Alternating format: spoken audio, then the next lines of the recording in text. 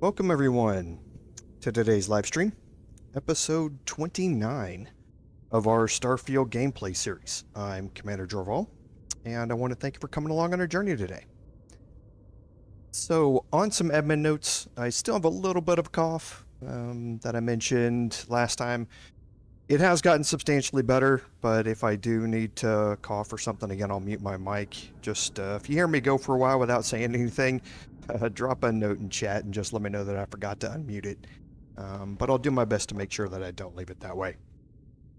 The second admin note you can see on the screen, actually. The new update that I talked about last week has now officially dropped for all platforms. So you will have to refresh your shaders and everything once you've downloaded it, so it'll take, 30 seconds or so at the start to do all of that prep work. But other than that, everything is now fully live, so make sure your game's updated. Make sure everything is currently up to date so you can take advantage of all of these fixes and improvements that they've done, because there are quite a few of them. The full update notes are on their website, so feel free to go check them out. So on the last admin note, I'm not entirely sure if today is going to be the last episode or not. We're at a point where I'm guessing that the rest of the Entangled mission is probably going to take an hour and a half or so, is my guess. Maybe an hour, but maybe an hour and a half. And then I have the Revelation mission, I believe, is the next one. And then you have just the last one, which is just a few minutes, where you build the Armillary and go to the Unity, and I believe that's one giant leap. So I may be able to finish everything today, and if that's the case, then stay tuned for the results of the poll that I have put up to determine what's going to happen here in this slot next week. I will probably take a week off, so there may be a week gap in here while I prepare for whatever that's going to be. If it is going to be Baldur's Gate 3, which is currently in the lead in the poll, then maybe I won't. But I still think I'm going to take a week off just so that whatever I'm doing, I can have a personal playthrough that's going ahead of whatever that live stream's going to be. And I'll need a bit of time to get in front of that. So, but watch the community tab, and I'll put up some notes about what game we're going to be playing and when that live stream's going to start. So if I don't finish this today, then I will figure out some way to do it. I will probably, if it's just half an hour or something left, I'm not going to have a live stream that just does half an hour.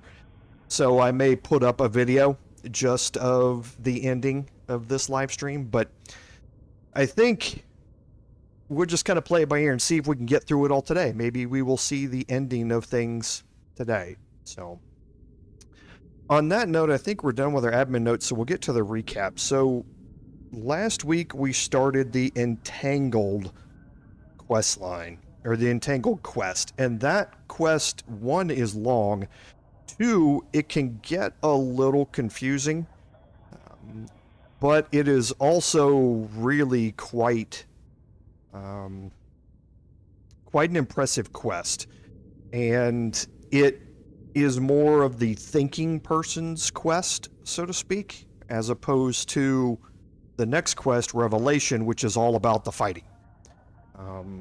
So we had gotten about halfway through it, and we had gotten down to trying to deal with the experiment in the lab, and that's where we're going to jump back in here and continue making our way to the lab.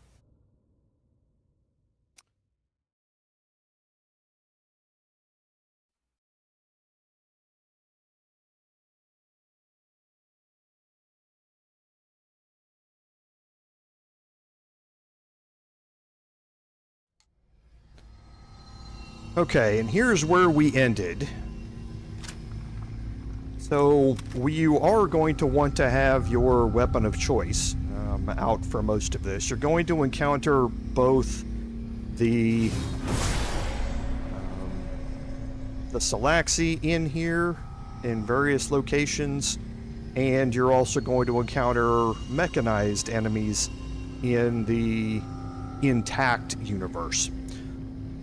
You do not need the experiment A7 to go through this necessarily. I just do your highest damage weapon that you're most comfortable with, and go from there. Now, from full disclosure, because I do want to credit everything that I get from other people, I believe my notes here were from a walkthrough. I want to say that it was IGN's walkthrough. Like, I'd have to go back and look, but I'm almost positive that's where my notes came from when I did this in my personal playthrough. So I'm just putting it all in a video here, whereas IGN's website, I believe, just has... There might be a video walkthrough on it as well, but I know theirs is a bunch of pictures and step-by-step showing you different locations. This is just kind of putting it all together in one. So... all credit to them and to the other content creators that have put together great guides out there on how to finish up these missions. So, once we have gotten in here out of the elevator, the very first thing that we're going to do is head through this distortion immediately here on our left. The security lockdown is active. Emergency override controls are available on designated security terminals. Okay, and it tells you that there are lockdowns in place. And certain terminals are going to be able to override that lockdown and open up doors. And the way that you get to those terminals is by going through the various distortions that are here and changing between the intact universe and the destroyed universe. Okay? So, as you switch back and forth between these, you are also going to be encountering enemies of various types. Now, like I said, in the intact universe, you're not going to see anything other than on your detect life spell, basically, because everything here is turrets and robots and that sort of stuff. Inside the destroyed universe, you're obviously going to be able to see the Salaxi everywhere. So we need to get into this room. Now, you can lockpick your way in here, or you can just take the distortion. Hey, Madeline, welcome. Hopefully everything goes well in this. We'll see. So, but welcome. Thanks for being here. So the first thing you want to do is take this distortion right here, and this is going to get you through this door, basically. Now, I still have my operator suit equipped, I believe. Yes, which is going to get me a bonus to stealth. I do almost this entire mission in stealth. Takes me a little, it's slower to walk around and that sort of stuff, but there are times, you see, there's a security or a security camera there. There are times when you're in these rooms where you are going to immediately pop out and be in a hostile area, one way or another, and being stealthed can sometimes be the difference between whether everything alerts and whether you make it out in time or you're able to make it to somewhere safe. Okay, so I want to do this entire thing almost the entire thing stealthed here. And the first thing it leads you to is this Nishina Particle Lab keycard. Now, again, when you change back to the regular universe, those security cameras are going to alert robots and turrets to your presence. So you need to, if you're in the destroyed universe, being able to take a quick look around and find out where they are is going to help you locate them. But you also want to shift universes somewhere where you are not going to be in sight of those cameras. Okay? So to do that,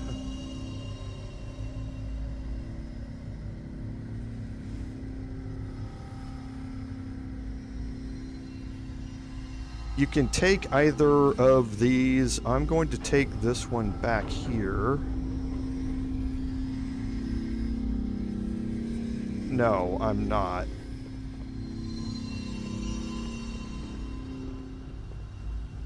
I'm going to take this one here.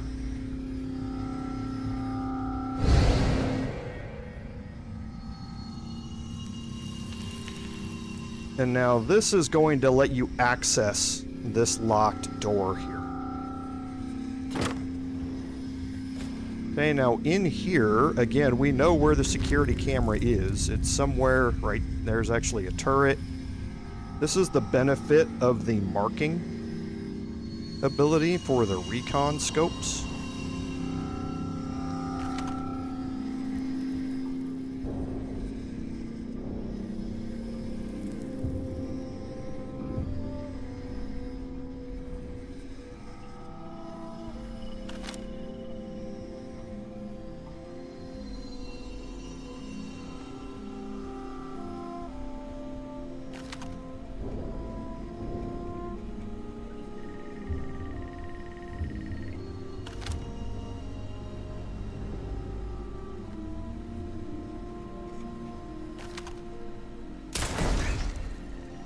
Okay, and now that the security camera is dead, you can freely move out in front of the turrets that are out here.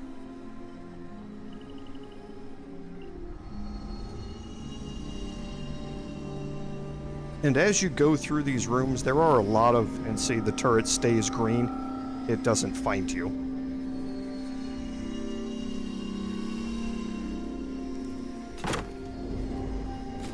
Okay, and now in here, you're going to go out here into or down the stairs.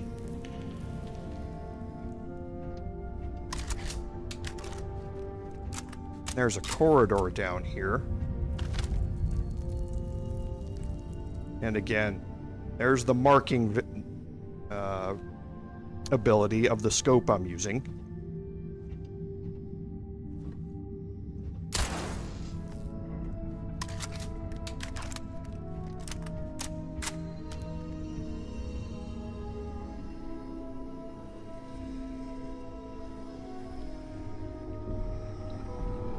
And then you're going to go through this distortion here.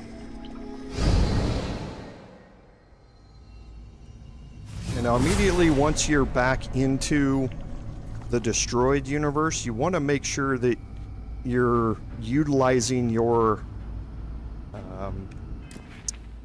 power, your sense star stuff power, if you have it. That's why I would recommend. It's one of the two that you should always get, the other one being the personal oxygen pocket. I would recommend that you utilize it every time you pop back into this universe, because you can very quickly get swarmed by the enemies here, and that poison effect that they deal is harsh, and you can very quickly die if you walk into a nest of them. So we're going to head out here. And again, just periodically check these. And again, once you're in these rooms, you can see where security cameras are going to be.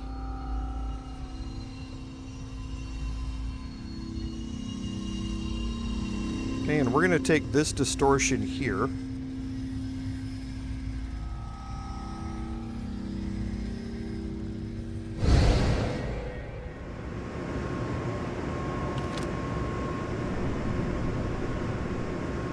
Okay, there's the turret. I believe the camera is right there.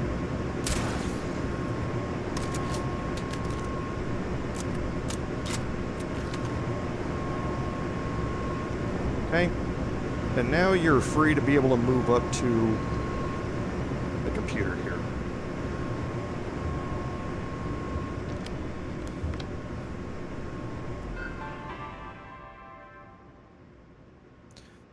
Okay, now in here you have a few various things that you can do. This is going to disarm any alarms that are in here. You can deactivate any of the turrets and that sort of stuff. But you don't really need to do any of this.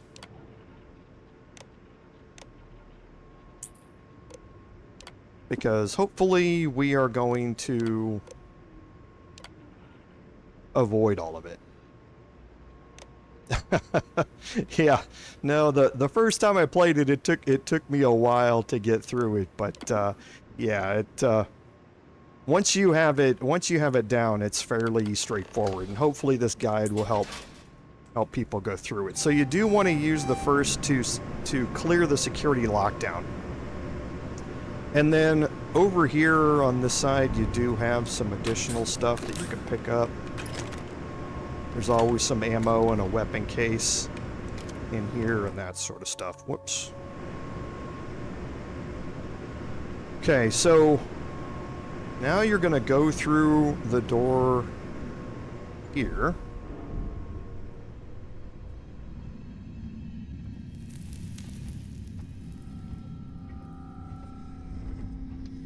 And you're going to go through the door marked Particle Accelerator, and once you get in here, there should be a distortion in here that you can take.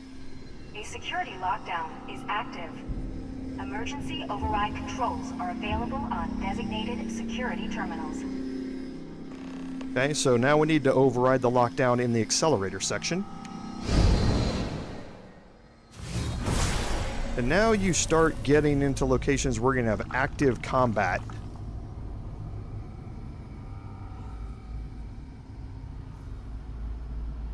With the aliens. So now you need to make sure that you're taking things somewhat slow. Okay, and here we're going to go through this very first distortion.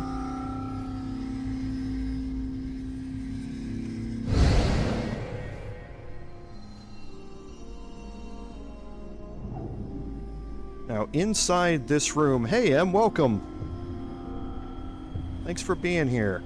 Now inside this room, there are 4 security cameras, I believe. So the first one is there. Okay, and now you can see the second one that's lit up. And there's the third one that's lit up, and there's the fourth one. Okay, so the next one is right there. You're not going to be able to see it though.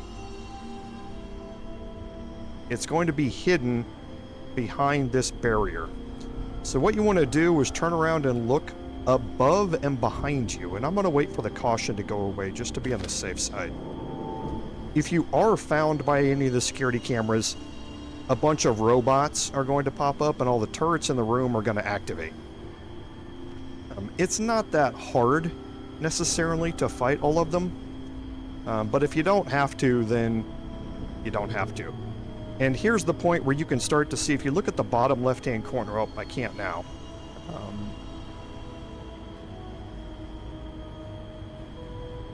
But there are going to be 2 cameras on our side. And again, this one is going to be hidden for us, but there's one right above us. Right there. And now you can see with the 2 markers on my screen, you see how I move barely, and the one on the right, that icon moves a lot, but the one at the top doesn't move at all. That kind of lets you know relative distance. The more an icon moves, when you make small movements, the closer it is to you. So that will kind of let you know where these things are sitting and kind of how to plan for them. And again, there it is right there. And I'm going to wait for it to kind of look the other way there. And now this one, straight across there. You should be able to walk up here close and shoot it. And I believe that's all the cameras in here. It has been a while since I did this. but I think that's it. So you're going to head up the stairs here, and you're going to head over there.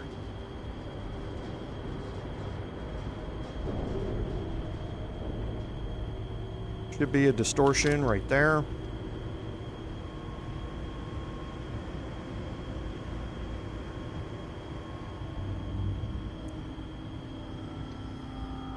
And this should be the Accelerator robotics room. It is.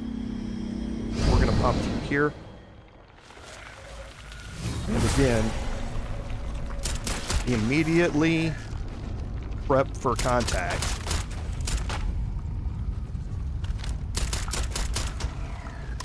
Like I said, immediately pop your Sense Star Stuff ability as soon as you pop back into the destroyed universe, because you can very quickly get ambushed.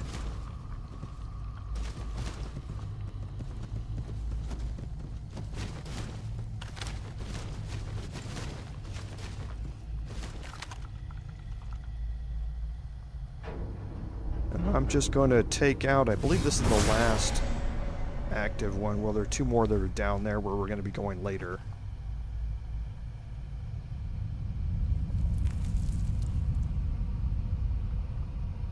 Waiting for him to just come back.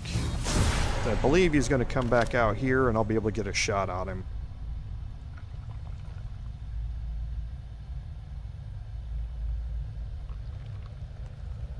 Okay, so he's going to stay there. That's fine. Okay, so you want to go through the emergency door here.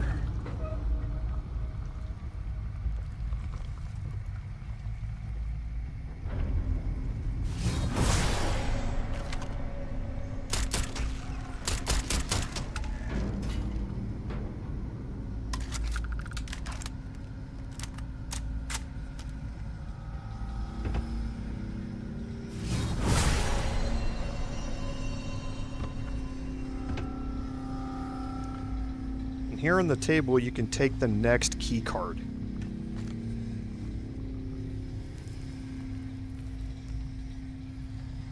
And we're going to go immediately through this distortion here.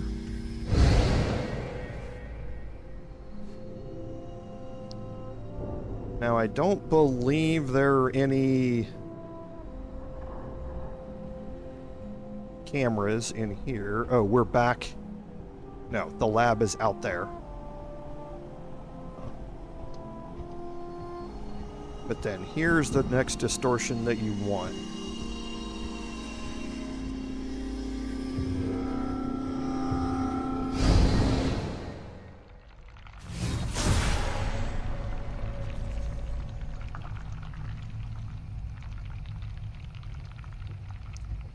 And now we're going to make our way straight over. We're going to have to deal with this one.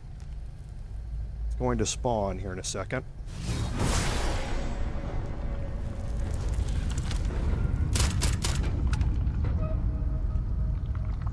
And that spawned a few others inside this room.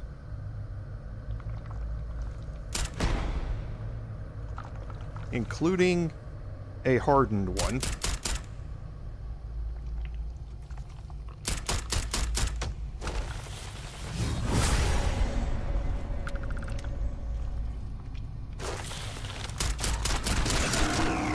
Okay. Jump scare. That was some alien isolation stuff.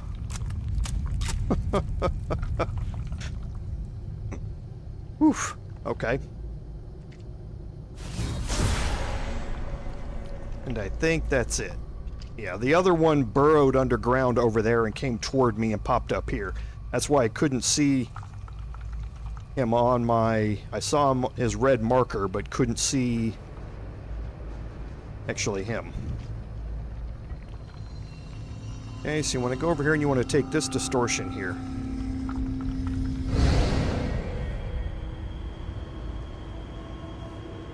Okay, so there's a set of stairs immediately here.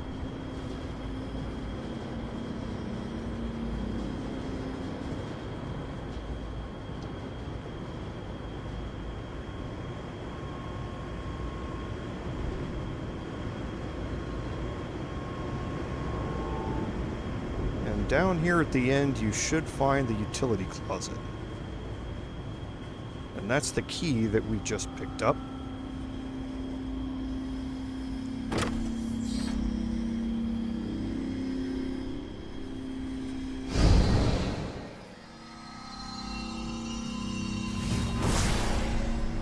So again, immediately checking our surroundings.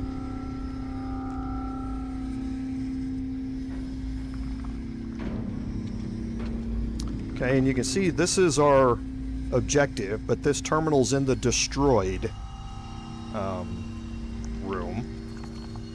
Now, again, there's a security camera right there on the wall. So we're going to take this distortion here.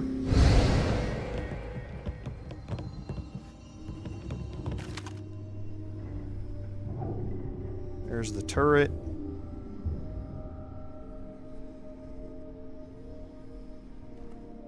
Okay, so we're going to be very careful when we go around this corner here. Trying to see if I can see it through the wall here. I can't. That happens quite a bit with the security cameras. Can't see them through objects nearly as well as you can the other things.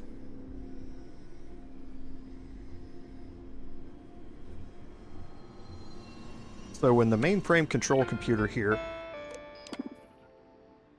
you can override the lockdown.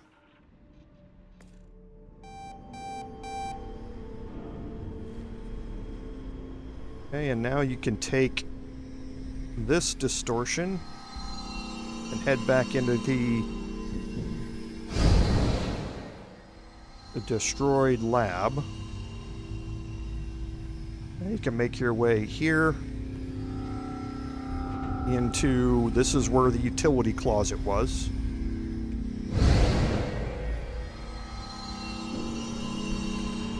Okay, and now here you're going to go up the stairs.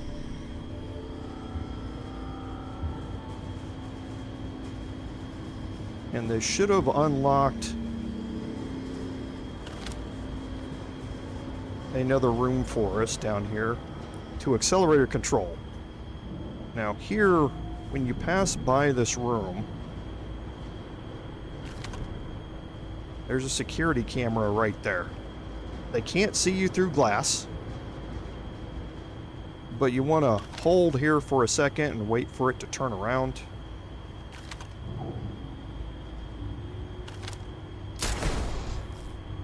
And take it out.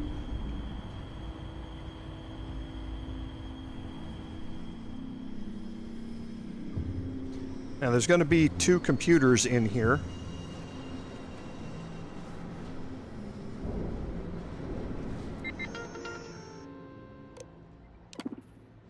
And this is going to override the lockdown. And now your quest objective is get to the lab.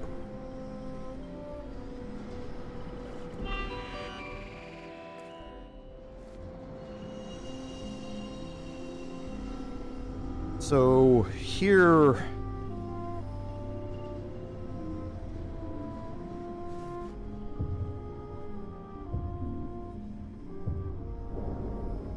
we're going to head down the stairs.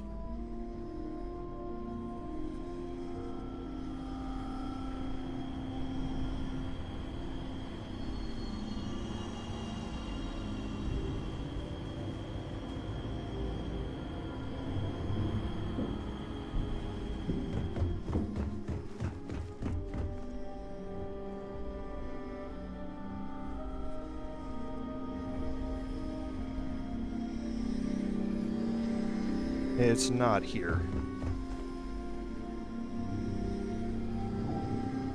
No. It's down the stairs. Here, sorry, my notes are a little bit non-specific here. Okay, and you're going to head over to the east side, and we should get to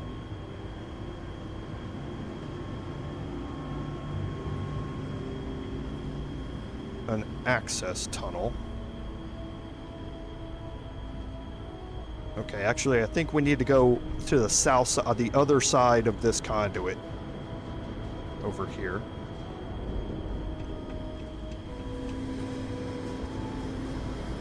And there is the access tunnel. Okay. So now in here, we should get to another distortion.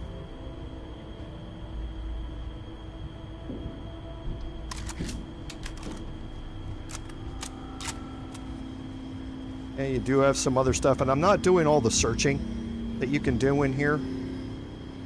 But there is a lot of stuff that you can search through and take a look at.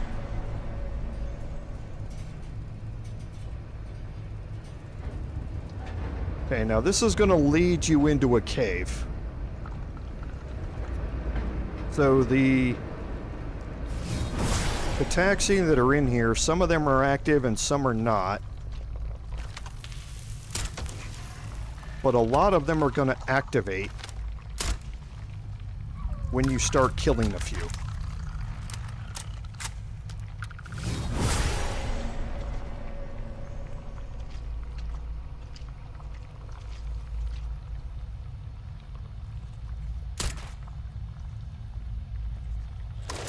And I reloaded at the wrong time.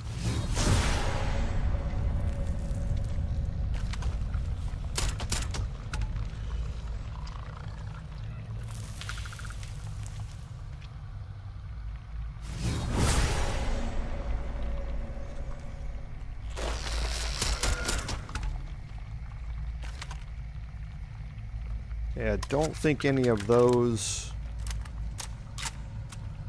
are for us. I think that's over in the next section.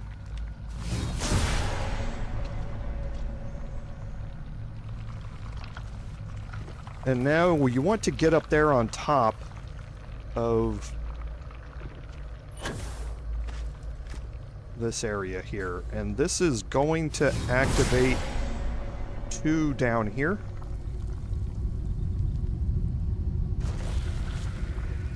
And you have to be kind of careful when you're shooting here because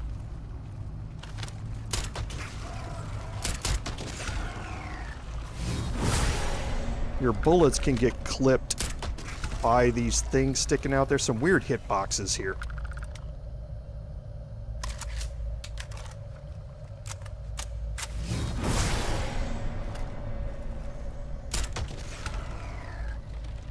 So make sure you move out enough to take good shots at them. Trying to draw this one up. I don't think he's going to actually come out though. Looks like he's kind of stuck.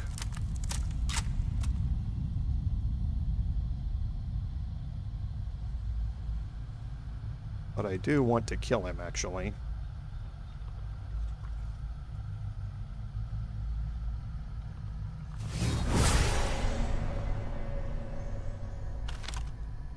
There it is. Come on, buddy.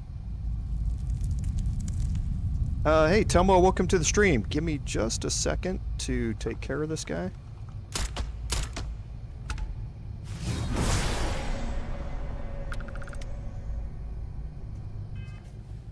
I'm 85 right now. We got up to 85 by power leveling in one of my previous live streams, which actually makes the end game here quite a bit more difficult.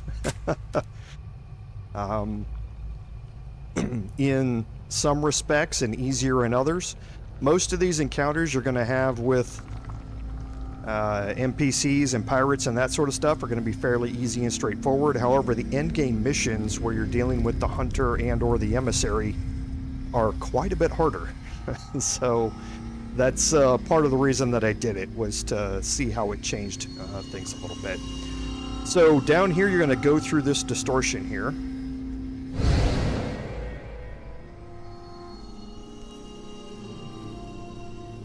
Okay, and there is...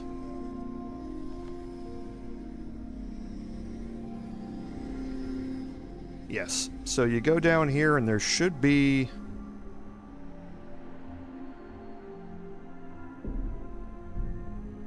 a room here. And there is a security camera in here. And I believe it's on the right. Yep.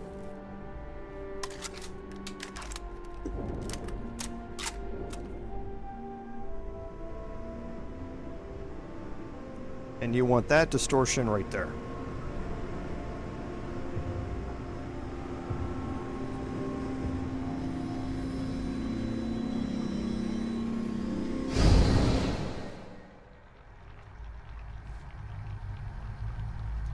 Okay, you're going to go out this door.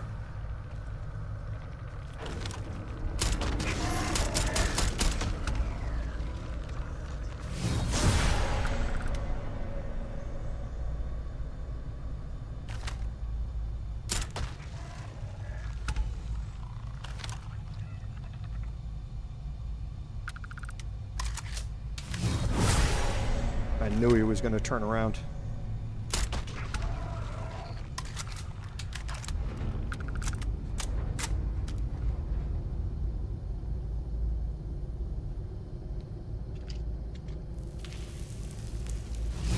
I think that's all the Cataxi here.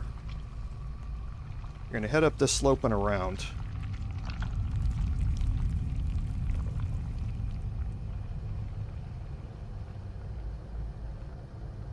And once you get farther around the corner, you're going to have to fight these three down here.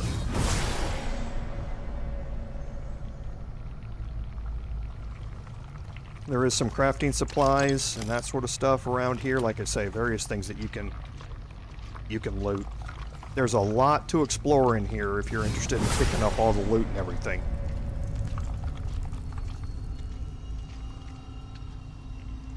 Okay, now once you go down here, you're not going to be able to back up out of this.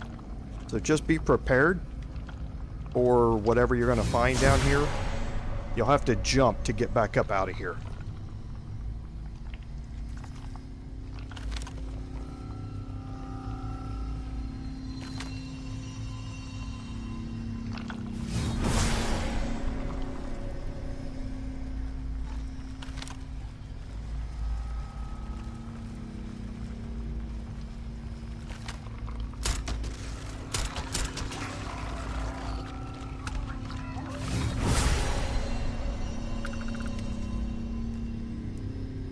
Come here, buddy.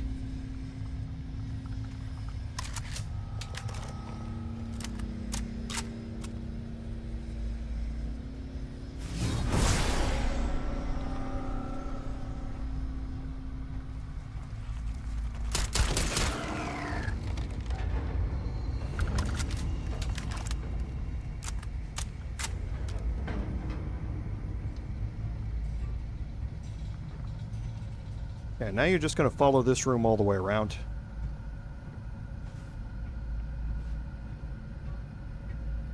And your distortion is actually going to be marked. Take some time and pick up some more med packs and that sort of stuff. Controls are available on designated security terminals. Okay, now in this room you don't have anything.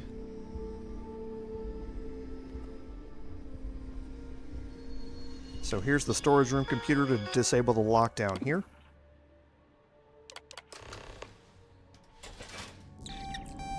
However,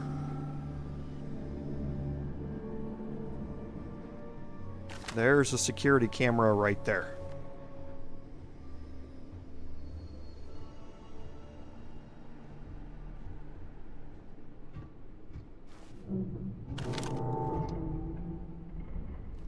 And again, see how you can't see it through some walls and that sort of stuff? I believe you're hidden behind this little wall here, but there it is.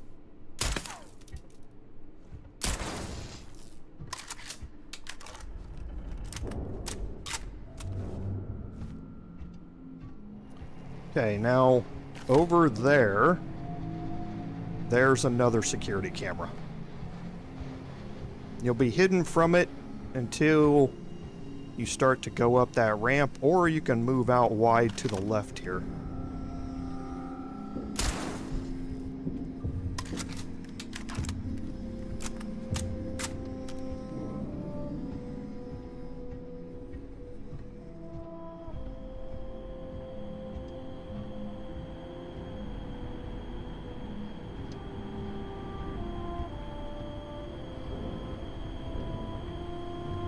Okay, so here... No, you don't want to be... here.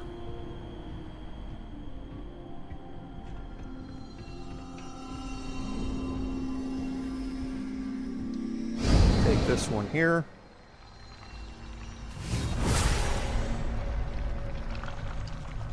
No. That was right.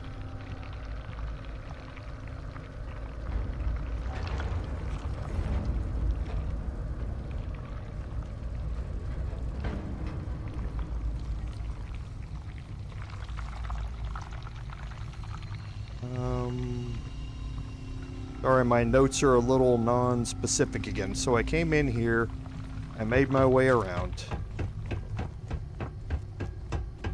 to here.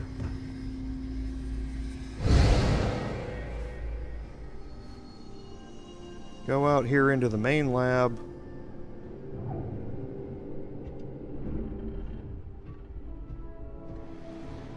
Okay, yeah, you go up the ramp. This is where I got confused. You go up the ramp. Should have taken better notes. There's the distortion that you want, so I was right. Before you go up the stairs, that door is where you're going, but you need to go through this distortion here. Now you can go up these stairs.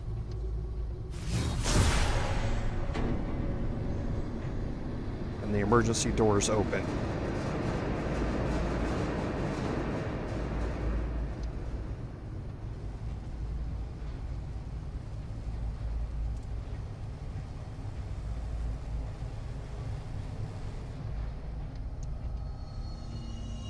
Okay, and this is going to update your quest objective as soon as you move into this room. Now, how I normally do this is I tend to just clear out both universes. You can do the stealth approach to this with security cameras and that sort of stuff in the attacked universe. There are just so many security cameras around here that it's hard to find a place out in the main lab out there that is not covered by a security camera. And you get seen very quickly. So I tend to just clear everything out. And the Cataxi are going to aggro. This is actually going fairly well. Normally they're all aggroed by now. Okay, so now he's aggroed, so he should come up the stairs towards me.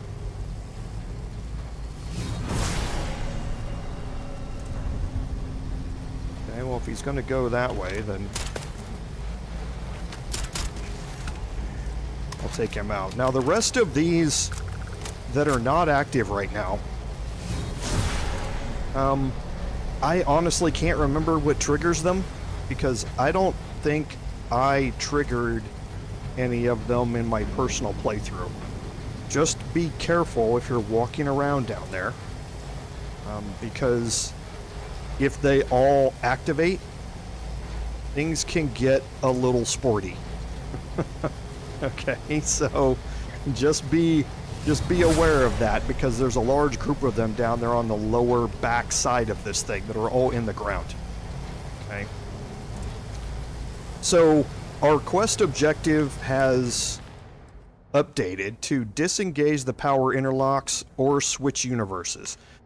Now, we're going to try and save everyone in both universes. We made that choice early on in this mission, and what I'm going to show you is the best possible outcome to this, and it is not following the quest objective. The quest objective wants you to turn off all the power interlocks here, and then turn off all the power interlocks in the main universe, and when you've done that, you can take the artifact. Whichever one you do is going to kill certain people and let other people live. I'm going to save everyone. And to do that, you need to follow another set of instructions that you don't really have yet. Okay? But to get those instructions, you need to find a body, and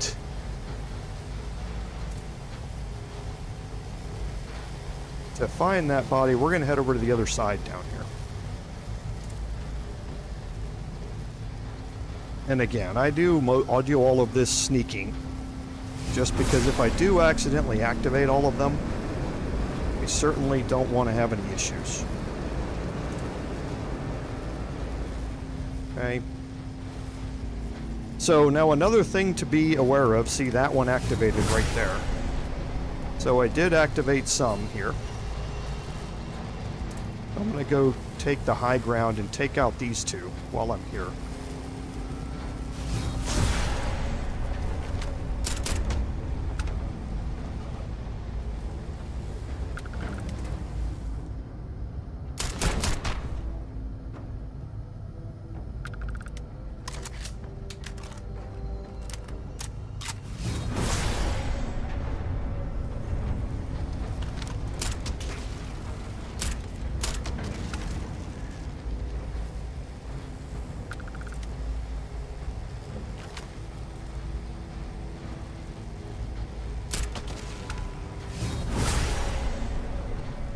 This one's way down there.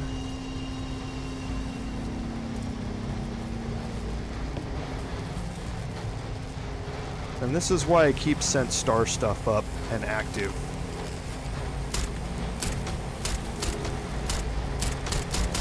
Throughout most of this mission. Okay, so all of those are still underground. Now you can see the number of cameras that are around here. There's actually 2 there. I think there's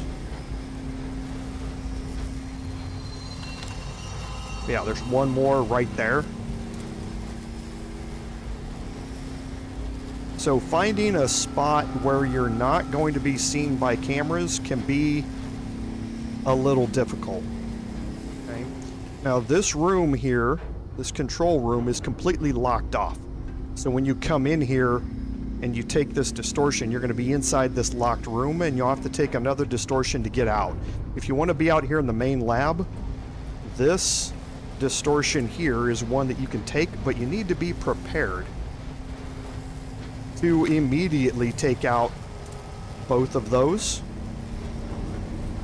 and this one here. And sometimes this works, sometimes it doesn't. If you get activated by the robots, just kill them all.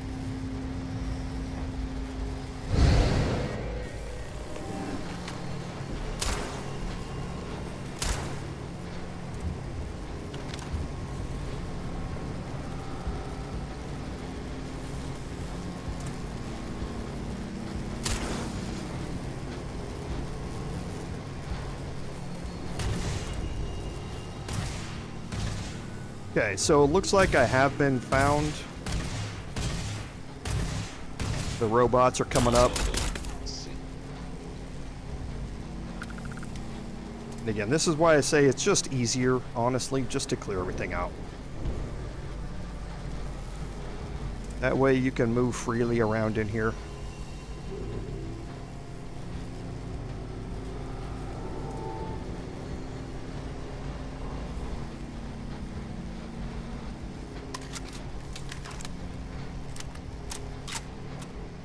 And there's more security cameras on the other side and all that sort of stuff. So it's really not worth it.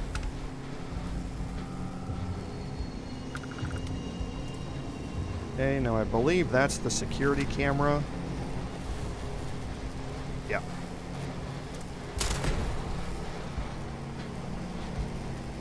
Okay, and I think that might not be all the security cameras, but actually I think it is. Okay. So what we're actually looking for is Raphael's body here. And he has a probe calibration protocol on his body.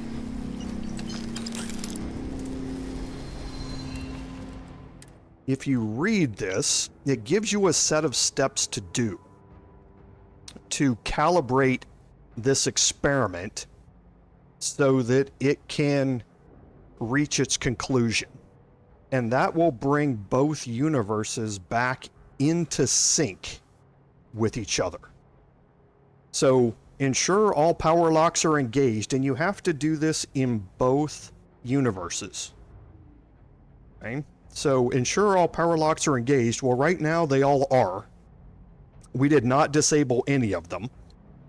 So on the lab control computer, initiate degaussing. And we'll go do it step by step so you can see it.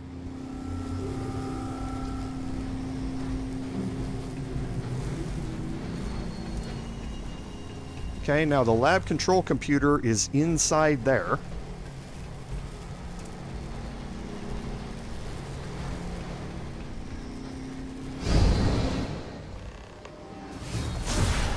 Again, just checking the cataxi again.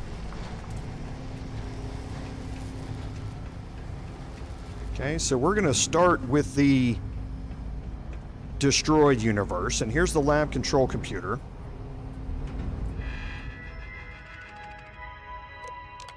So inside here is degaussing. Okay, so all power locks are still engaged. We didn't turn any of them off. We're going to initiate degaussing. It's going to give you two numbers. Now these numbers are different in everybody's playthrough, so I can't tell you which numbers you're going to need to be able to degauss. Okay, but you have to know we need power interlocks 3 and 5. And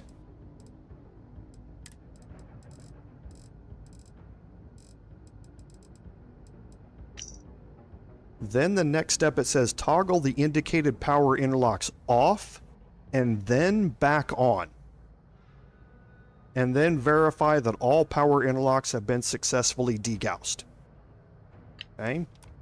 So we're going to go and find 3 and 5.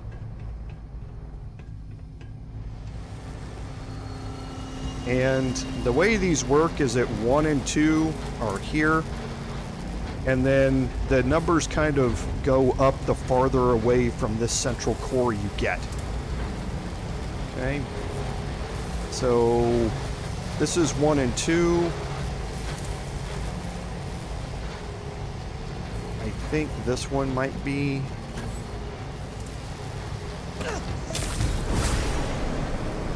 This is 6, so 3 is probably down there.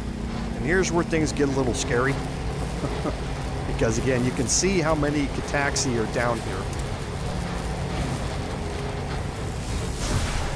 On this bottom floor.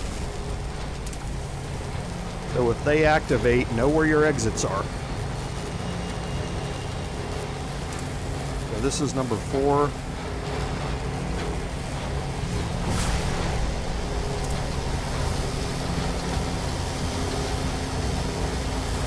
Here's number 3, so you disengage it, and then engage it again.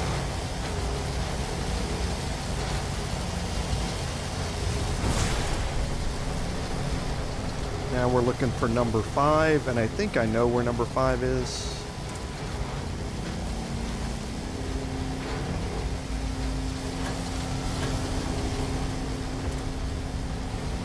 And I do have a health condition. We'll take care of that. Yes, here's number 5, so you disengage and engage.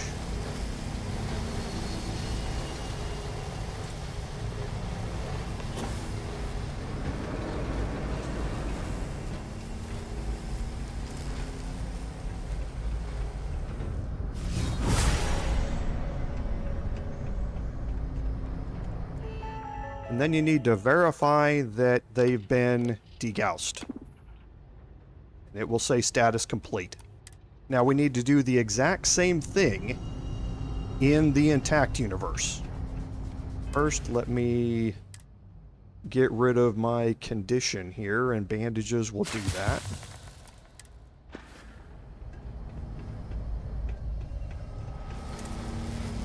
So for the intact universe, we need to be inside this room before we transition. Because again, this room's closed off, but you are going to get into a fight when you get in here, no matter what. You can't avoid any of this, so just have the fight and be done with it. There's the security terminal, so if you want to deactivate everything, you certainly can by a master lockpick. I think everything's dead, so I don't think we need to worry about it. Then here, we're going to do the same thing. So degaussing. So we need to look for 5 and 7. Okay, we know where 5 is, and for this now, we need to get outside of this room.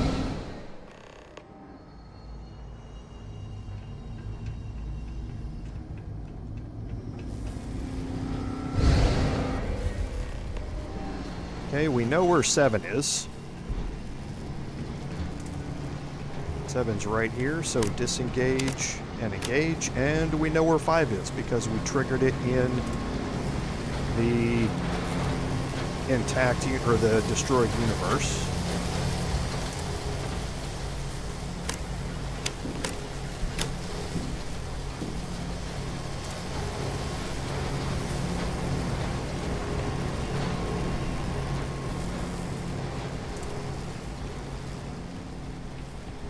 And to get back in there, your distortion is here.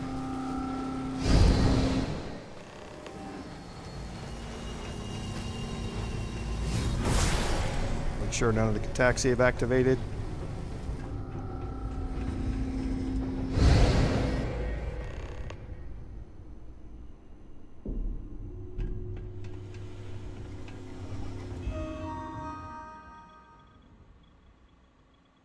And verify degaussing was completed, and it has been. So now, according to the steps,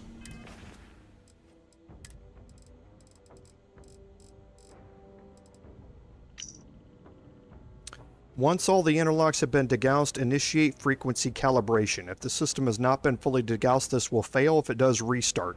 If any interlock is disengaged, the procedure will abort. If it does, restart. Select the desired output frequency. Verify that the intake frequency is stable and meets experimental parameters.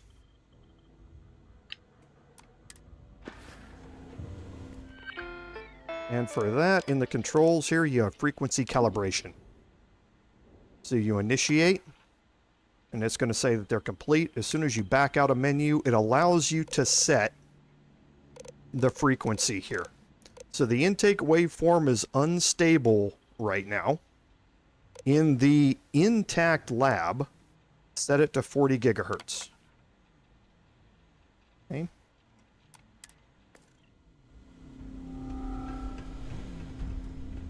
Yeah, Pete, I really like this. It's a fun one to do. This is really the, like I say, the thinking man's quest before you get into the next one, which is all about fighting. And then here, inside the destroyed lab, set this frequency to 24. And as soon as you do, it's going to say stable. And it says act in your quest updates to activate primary calibration. So now all of your control highlights disappeared, and you've only got one thing that is highlighted now.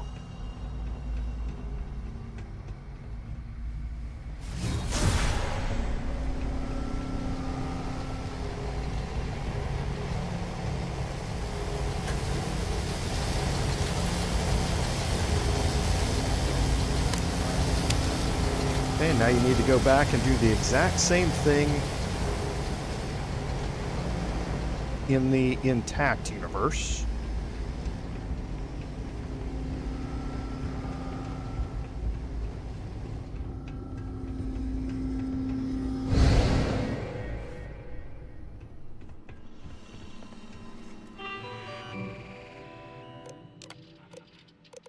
Whoops, don't need to be here. Just need to be in the intact universe.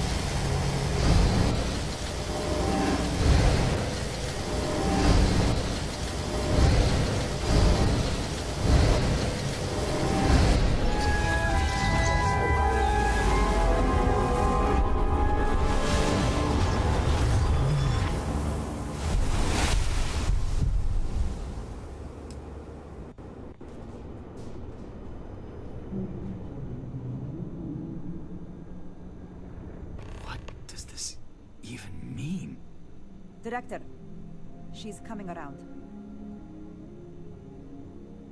Careful, dear. Slowly. How are you feeling? So you did? When the lockdown ended, we found you both out cold on the floor of the lab. And then we found our Raphael. I still can't believe it. To me, you've all been dead for months. And then, just see this. It's a lot. It's really a lot. In the end, I suppose it did. We're never going to be able to publish this. You're free to go. And to take the artifact. I think it is abundantly clear how little we still understand about it. For saving Raphael and our research facilities, I'd like to offer you compensation to the full extent of my authority. And as for me, I've decided to take a leave of absence. After everything that's happened here, I need some time to think this over. But you ever need an engineer, just say the word. I owe you everything. Thank you. This has been a truly remarkable experience. Okay, now up in the upper right-hand corner, you've seen all of the rewards proc here. And that finishes up several quests.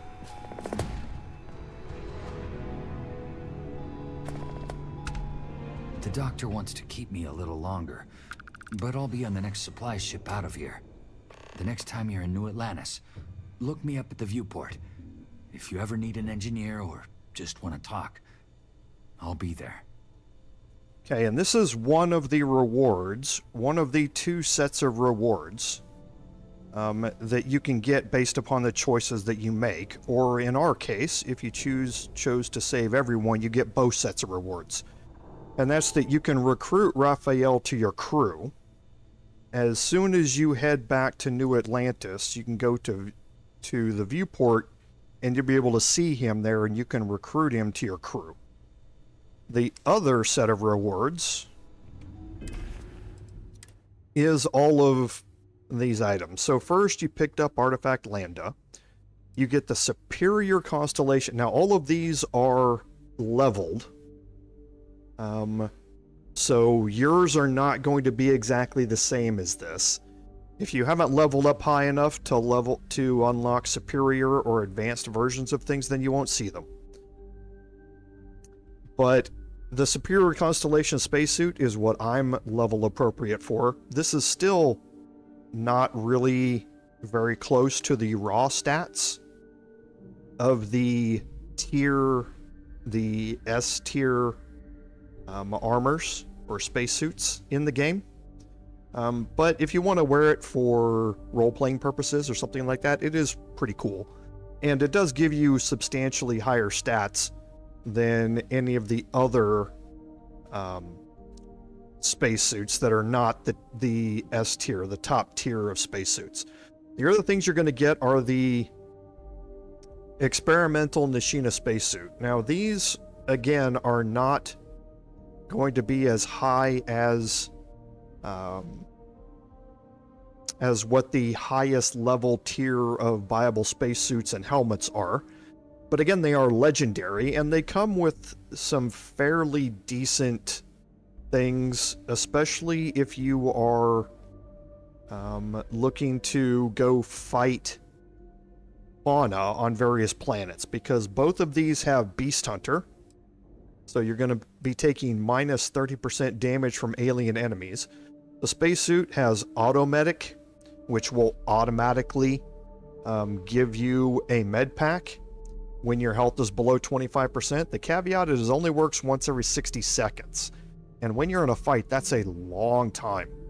So I don't normally care that much about Automedic. You can also put Automedic on as a mod in your spacesuit workbench, so you don't necessarily need it here.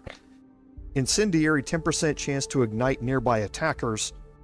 It's good for damage over time. It randomly procs when people are near you, or when aliens are near you, or I guess people as well. It's not just alien specific, which can be useful, but again, not really all that useful. If people are that close to you, you're probably taking a bunch of other damage that this isn't going to do anything to mitigate.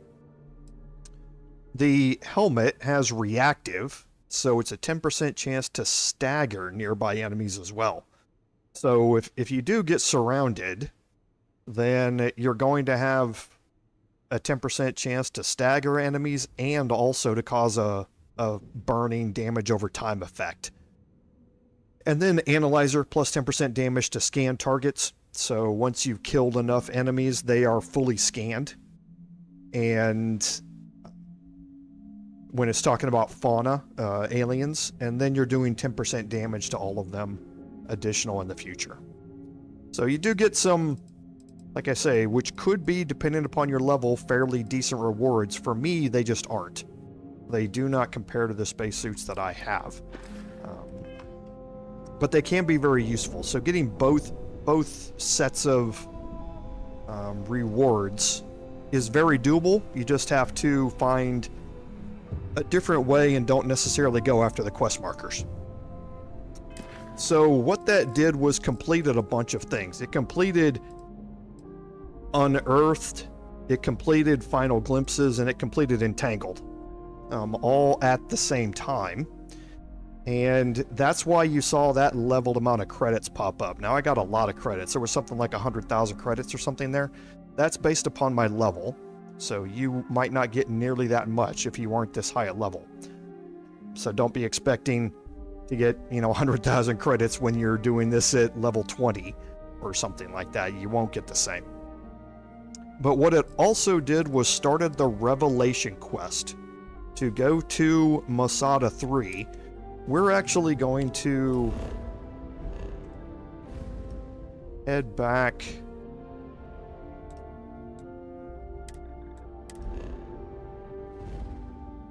to Jemison here real quick.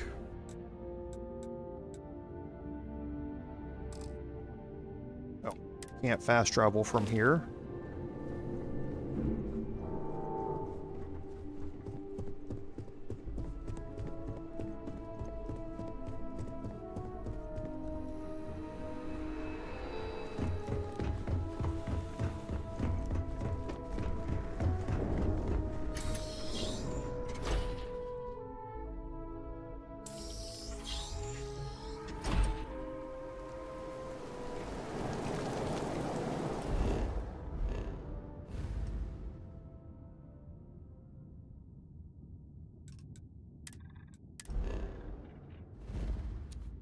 And now we'll head back to Jemison.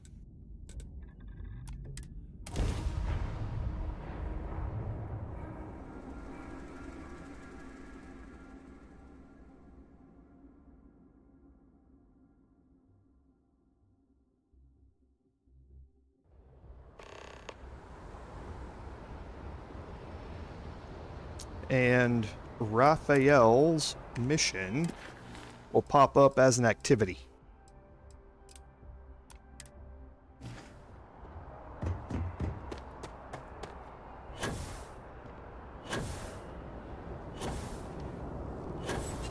And he's going to be in the viewport, which is the standard location here in New Atlantis where you recruit your followers or your companions. It's good to see you again. I was wondering if you were going to stop by. Thanks again for getting me back to New Atlantis. The viewport still makes their drinks just the way I remember.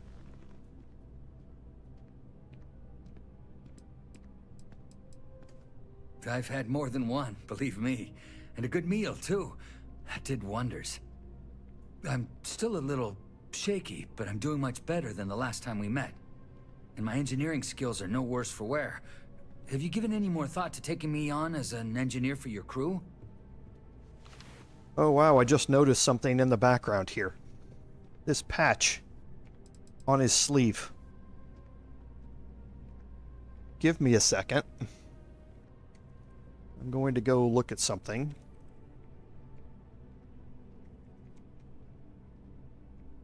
Sorry, I'm typing into Google here.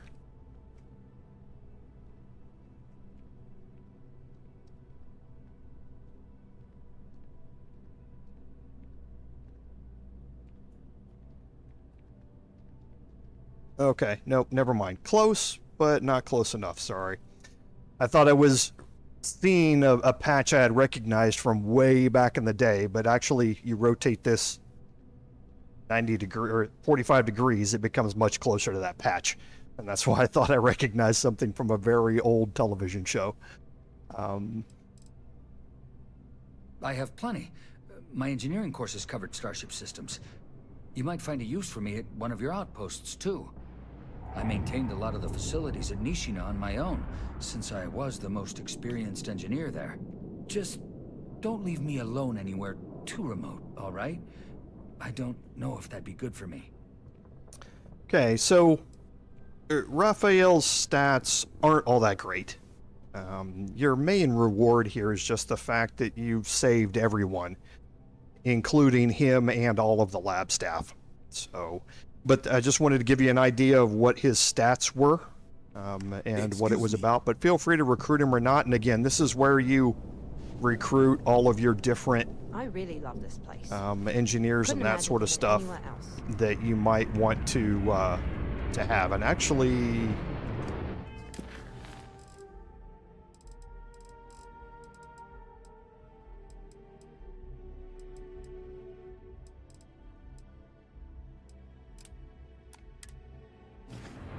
Claire's right here. Hey. Hello? Okay. What's wrong? What's this? Oh. I see. I don't know. I don't know what to say. Thank you. Thank you for bringing this to me. Yeah. He does. Did. We loved him very much. I'm sorry. I need to go. Okay, so yeah, we can complete final thoughts while we're here. I actually completely forgot about that.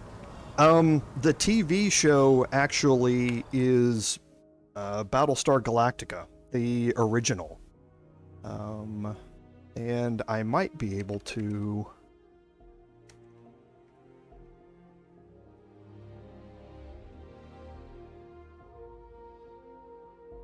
if I can find a good image of it.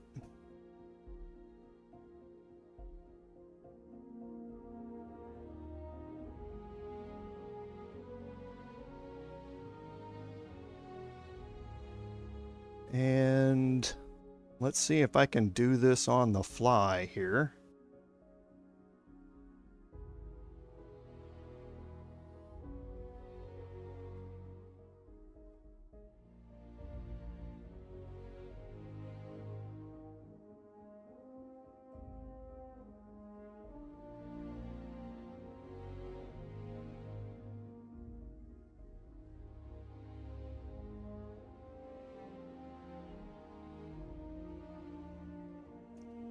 So there is the patch that the Battlestar Galactica crew had on their arm here from a very, very, very long time ago. So you turn it 90 degrees and it kind of starts looking like that patch, and that's what kind of got me looking at it to see. So, but yeah, I am old, everybody, so I remember the original series from the 70s, as well as the reimagined series that came out, I believe that was in the 2000s as well. So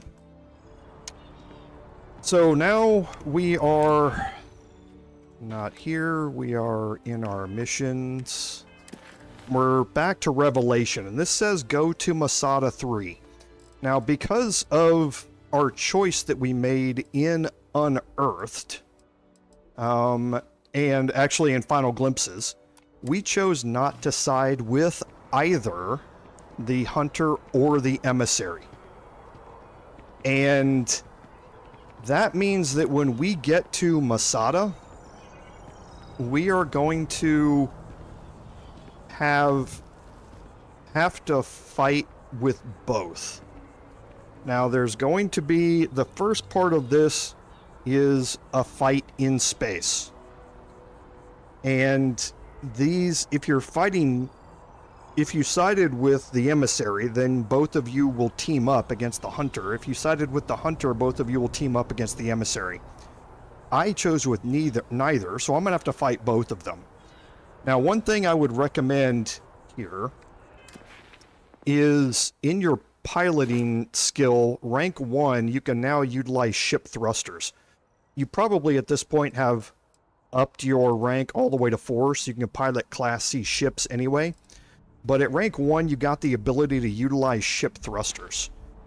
And in your key bindings, you're going to have under ship flight, switch flight modes.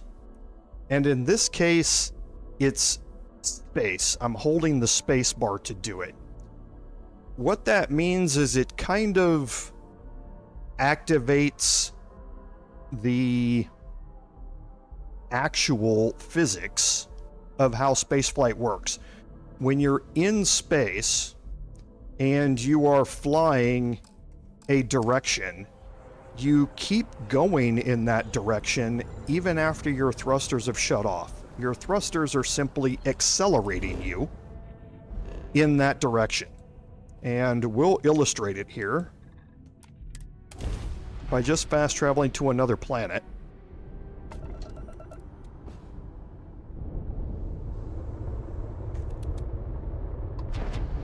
Okay. Fine.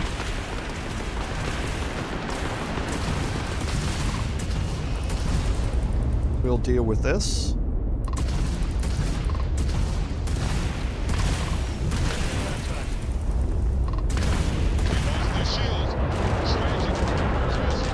Okay. So what that means is that right now, game physics has been enabled. If I turn to the left, my ship is going to thrust to the left and around in circles. Okay. However, physics in space doesn't really work that way. What it does is, if I'm facing this direction, and then I turn around and face the exact opposite direction, I'm going to keep heading backwards, and my thrusters are going to slow me down until I reach 0 speed or 0 velocity, and then start speeding me up toward the direction I'm going. The game just makes it a lot more simple because a lot of people don't have that physics background. How many people on this planet have piloted something in space? So, it's non-intuitive. But what this allows you to do, the change flight modes, is actually engage the normal physics of space flight. So for instance, I'm going to boost.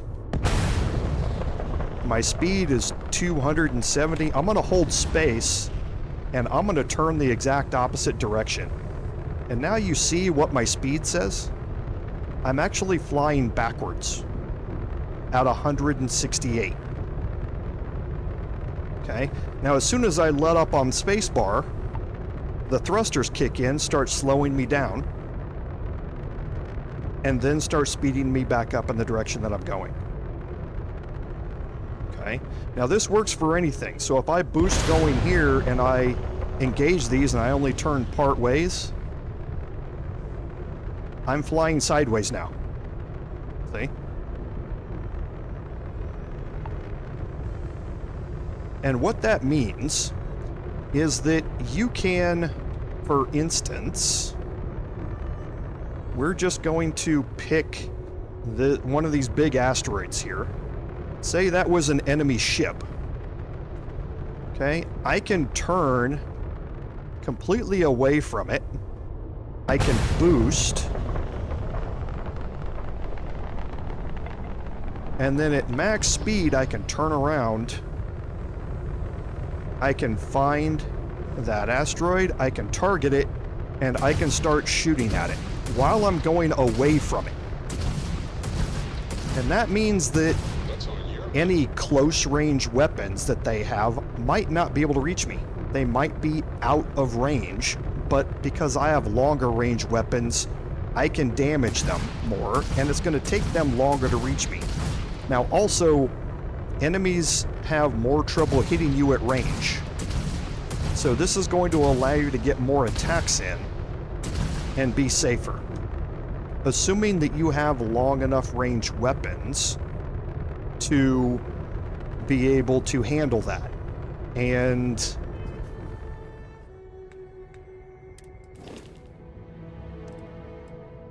I have a 3,000 range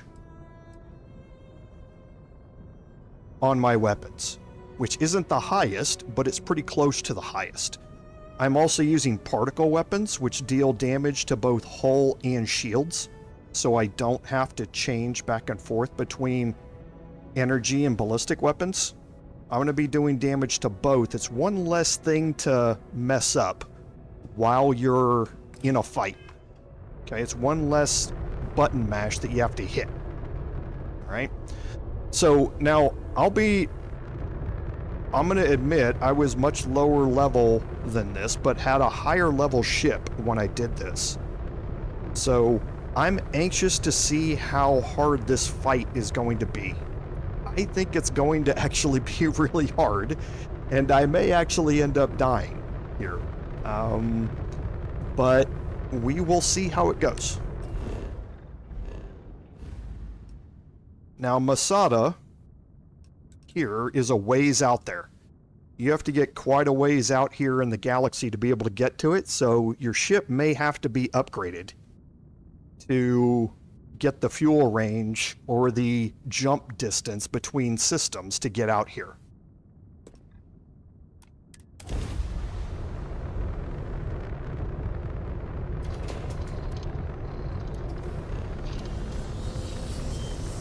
So we'll just see how this goes. If I die, I die, and we'll see how close a fight it is. But since I am fighting both of them, it's going to be difficult.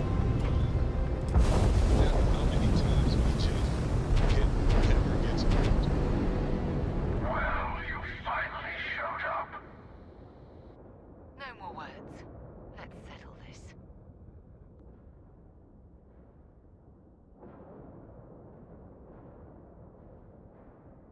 A fight in the heavens themselves.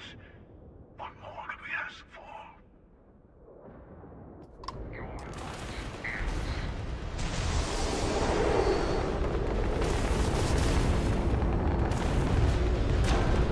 What just happened there? Okay, that was weird. My controls kind of froze up for a second.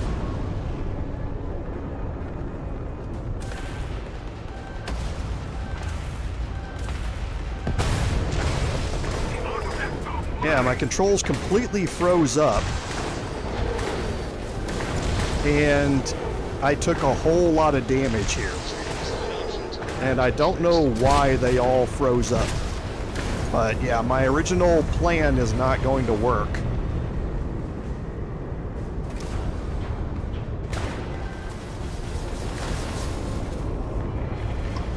So I'm probably going to end up dying here. because of the bad start that I got to the fight. Yeah, see, my engines are down. I can't turn anymore.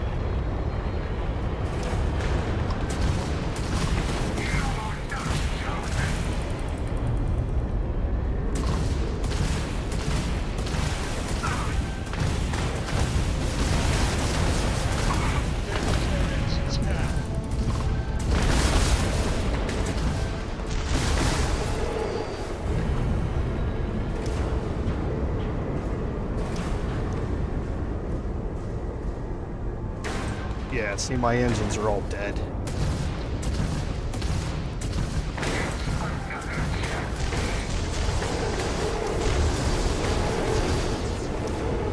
Yeah, see, now I can't turn anymore.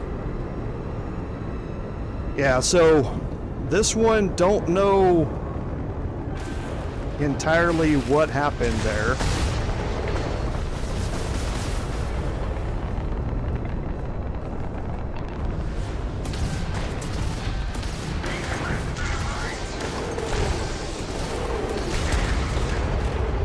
We'll do that one again, and hopefully we won't have a problem with my controls at the start.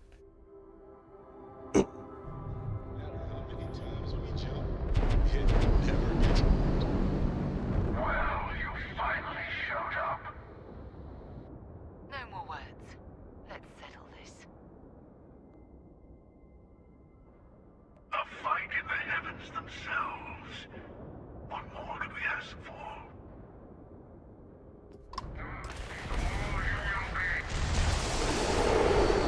And again, why is my speed at 0? I can't do anything.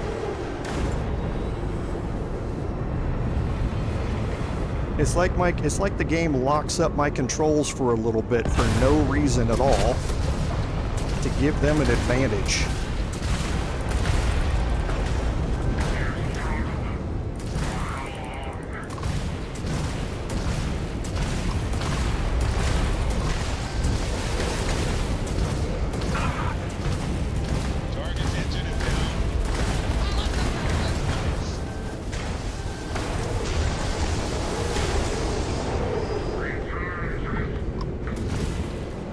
Yeah, see, there go my controls again.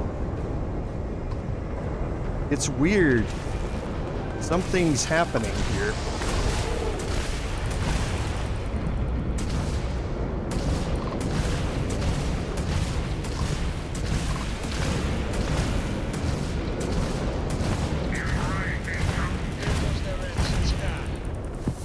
Okay, well, there's one.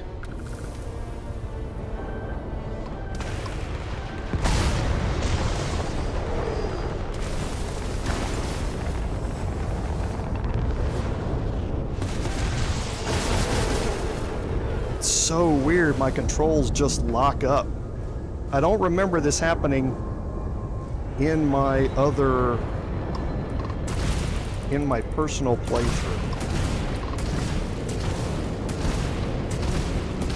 They might be hitting me with something that's causing that to happen.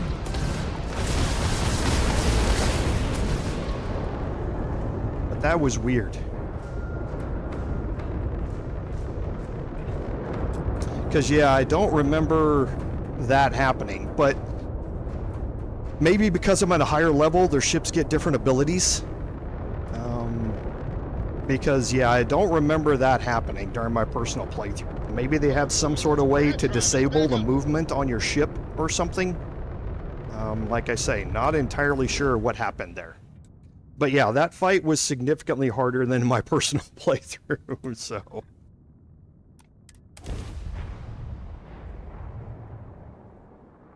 Okay, once you're done, you land at the buried temple here.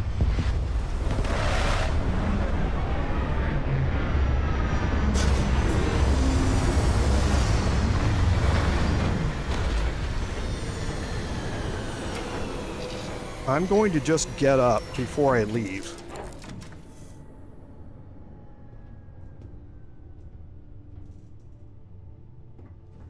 Okay, and I'm going to take some help with me. So, we finally have all the answers. And yet here I stand, feeling like I understand even less than I did before. This talk of the unity of a multiverse? Dead friends appearing again? It is all simply too much. Does it? Perhaps you find all this satisfactory, but I am afraid I do not. We must take the word of a murderer and follow him into the Unity? What if it does nothing the Starborn have claimed? How can you be so sure? They have thwarted us at every turn, and now they just give up? They killed Sarah to stop us from getting the artifacts. If they would back down now, then what was the point? What does that death mean? Why put us through any of this? Yes, I understand there are profound implications to all of this, but I do not see how you can be so eager to follow in the footsteps of the Starborn. Even if everything the Starborn have said is true, if you pass into this Unity and come out in some other universe, look at who they are, and what they have become. They have the faces and voices of people you know, but are nothing like them. Are you not at all worried that the same fate would befall you? That you would become someone unrecognizable to the rest of us? Now you sound like Sarah, but you are not wrong. I will do my best to assume the best, but you cannot blame me for preparing for the worst. We should get back to it. Now that we know what to work towards, there's no time to waste.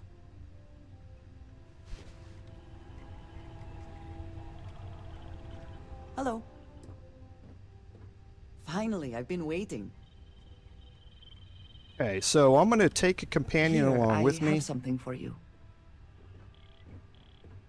Yes. There's probably well, going to it be some seemed like a good conversations here idea. that we'll just kind of get our way I through. saw it earlier and thought you... Of course. We are partners, are we not? I will keep an eye out in the future. And if I see something, I might hold on to it for you. Okay, so Yes? I want to see I am what happy gear to she help shoulder has. the load. Okay, so all she has is a heavy particle fuse. Right? Yes. So I'm going to give her the advanced Varun Inflictor here.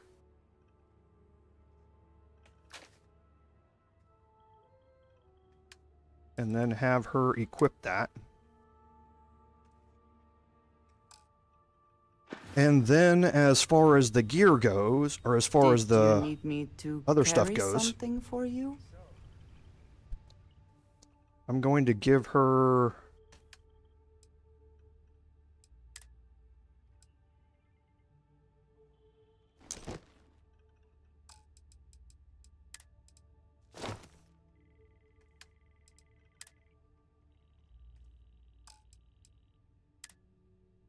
just for some extra added protection. Because some of that is going to come in handy, reactive and that sort of stuff. Because you are going to be getting... these fights differ a little bit, and you can get swarmed in some of these fights. So her having some stuff that's going to stagger nearby enemies and possibly set them on fire is going to be fairly useful. One last thing, since this is the last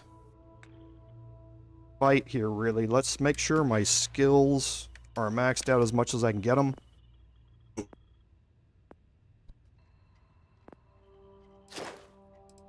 Okay, so I can ignore some more armor. That's good. So looks like we're up as much as we're going to get here for those. Now you can obviously spend more time upping your skills to max them out and that sort of stuff to make these fights easier as you go. So now we're going to head out here.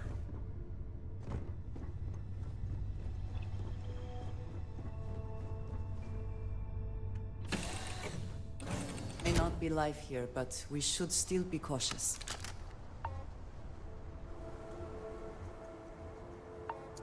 And Andrasia should be with us. She is. And she is wearing that gear.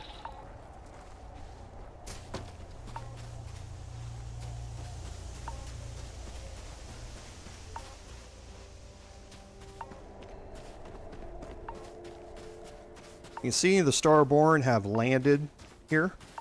So you can expect that that's what you're going to be encountering. Since Star stuff does work on them.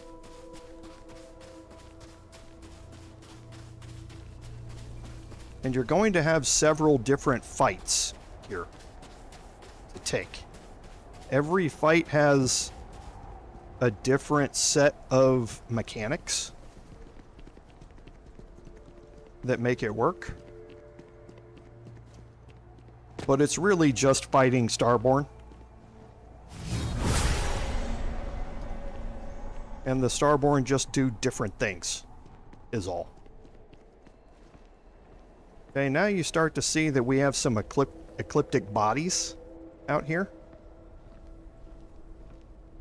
So this was an ecliptic base. And all these bodies are trailing down from the Starborn ship. So the Starborn obviously came up here and just started wiping out the ecliptic.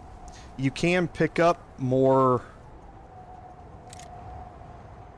weapons, armor, and ammo from them. So if you want to just make sure you're fully stocked up, then do so. There are going to be more ammo and crafting materials and that sort of stuff around here that you can find. Keep an eye on your vitals. But yeah, whole lot of dead bodies.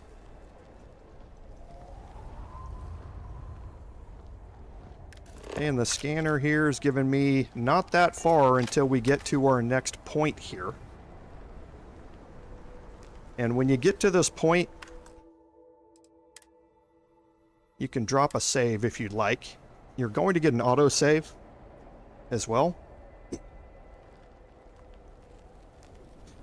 She already has ammo. The A good team always ammo that she has is the heavy particle fuse. And I believe that's what the Varun Inflictor uses.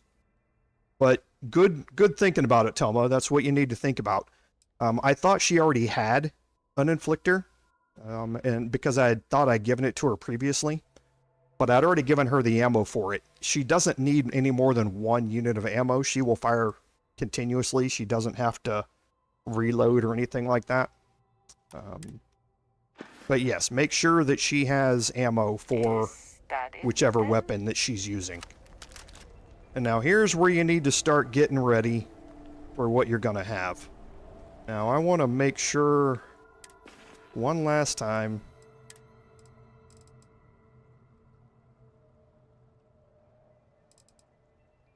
So I do have a hard target. I do have an anti-personnel XM2311, and I do have the Revenant.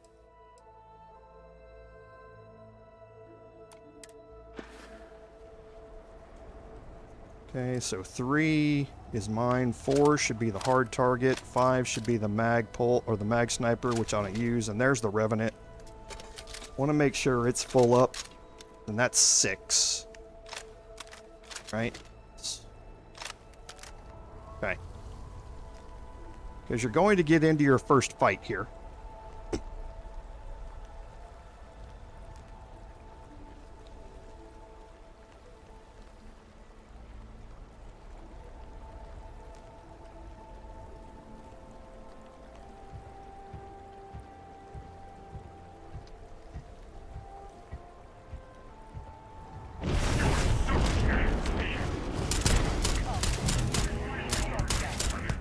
Okay, that was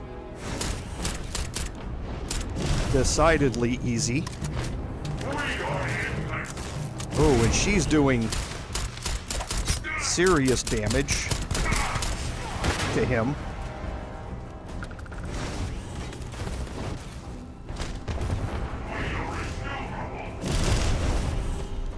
Okay, I'm gonna retreat a little bit.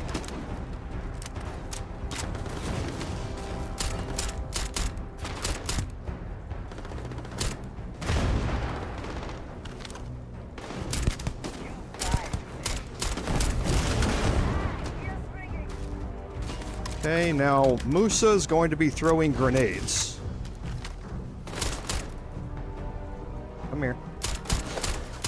And that's the real Musa there, I think. Yes. You do have to kill his clones.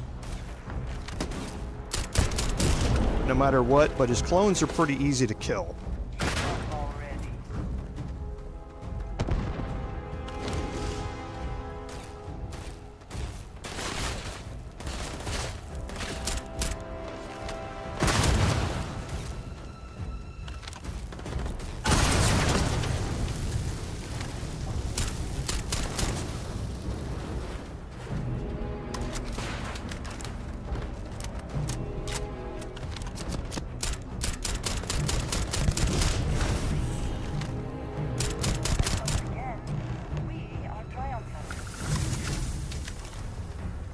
Okay, so Musa's trick is that they clone themselves.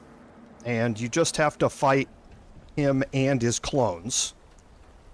He will also teleport, so as you kill his clones, he will move into the spot where his clone used to be.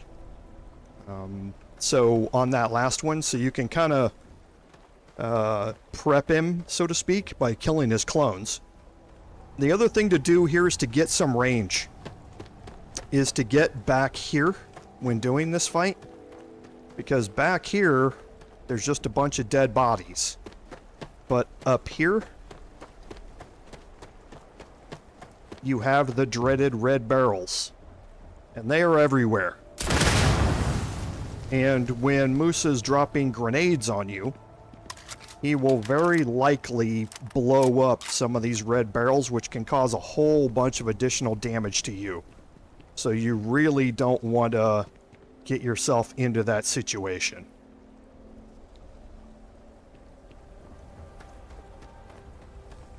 So that's kind of another reason that I set myself up as being long range here.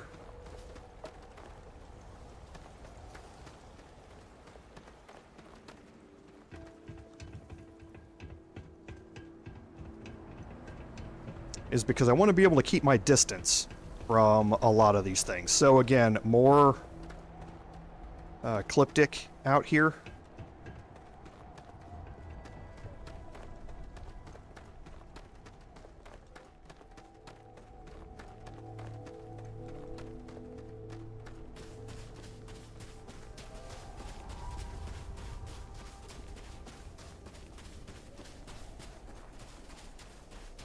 Okay, more dead bodies.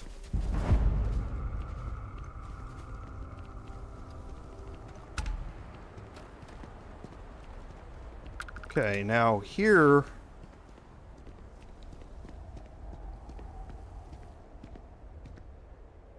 we're going to get into another fight. So, there's going to be another Guardian in here. And you can see that there's a bunch of dead ecliptic bodies laying around this room. In this fight, the Starborn is going to be reviving these dead ecliptic to fight against you. Okay? So you want to try and focus the Guardian as much as you can. But if you do start taking an excessive amount of damage from the ecliptic, then feel free to take some of them out. Okay? So once you start damaging the Guardian, they will warp over to another location and start resurrecting more bodies. So you can either try and stay close to them if you'd like, or again, you can keep your distance and just thin everybody out until there's no more ecliptic left to raise. But you'll see that as you kill the ecliptic, well, we'll just go in it and we'll start it. So we're going to get attacked by some ecliptic here, and I'm going to kind of go up this side.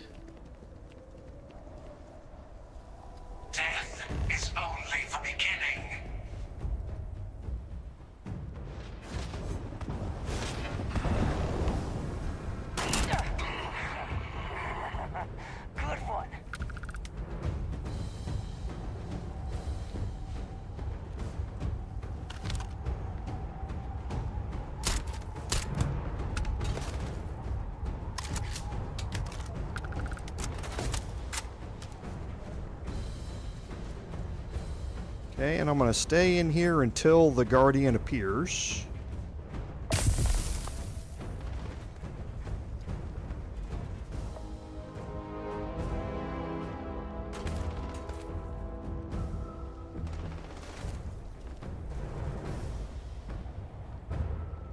I hear him.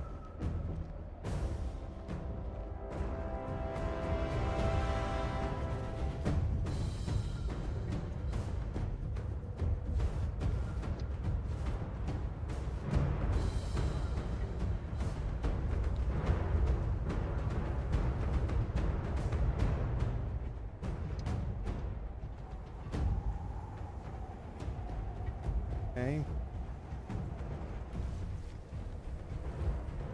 I'm gonna actually come out of hiding. There we go. Something may be nearby. Okay, and there's a hint.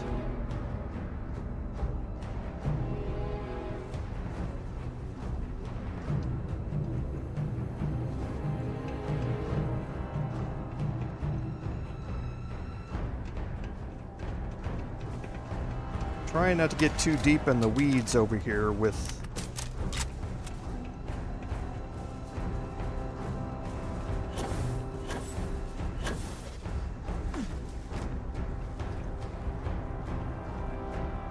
trying not to get myself locked into a corner.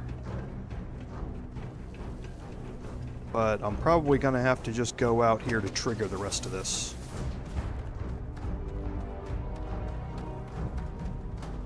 Once you kill the Ecliptic that are out here, then the Guardian will appear.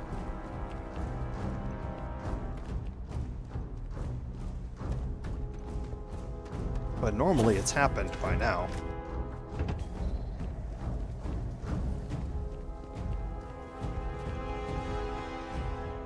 I hope this isn't glitched.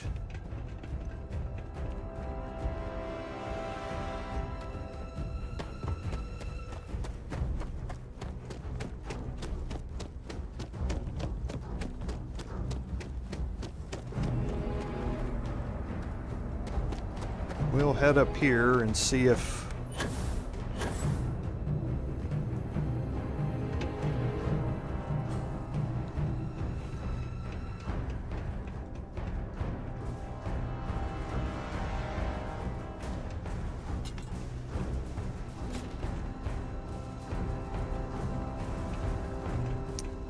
I think this might have glitched.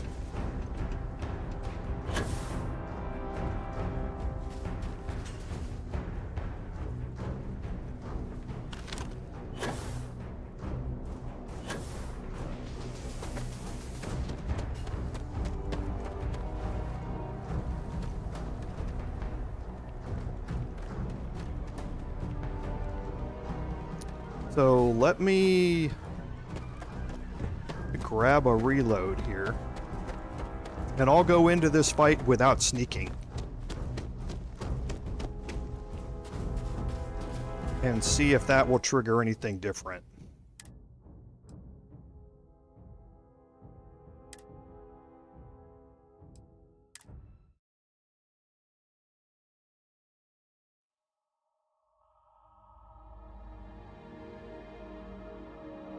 I'm actually going to have to redo this fight, aren't I? Yes. I need to save after each fight.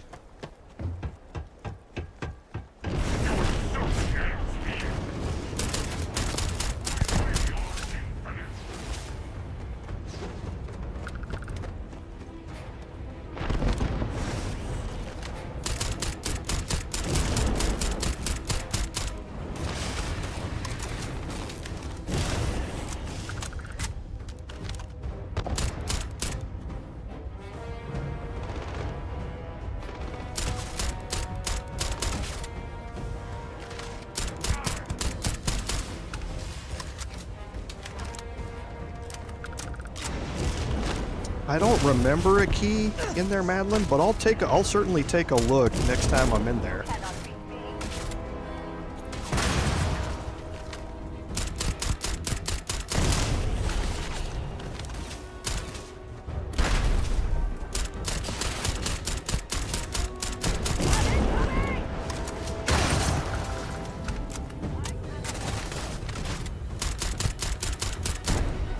am gonna save after this fight this time as well.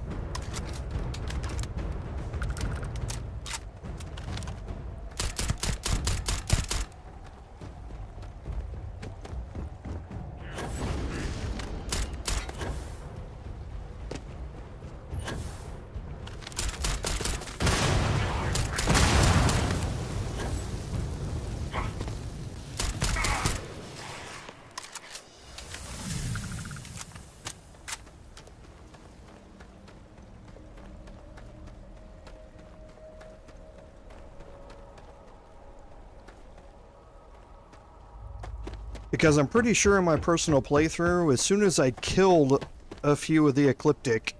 Whoa! Okay, I got a serious lag spike here.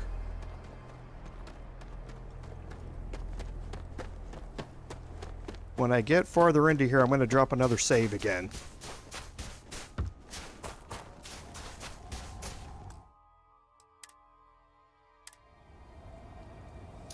Yeah, because the quest marker is pointing toward that set of doors over there.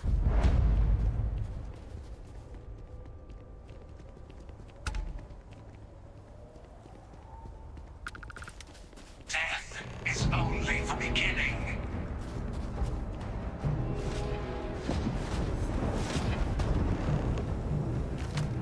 Okay, this is much more like what I was used to seeing. Because now I have multiple Ecliptic all spawned at once. Arise! Defend the temple once more. Yeah, this is what I'm used to seeing. So I think that previous one was just glitched.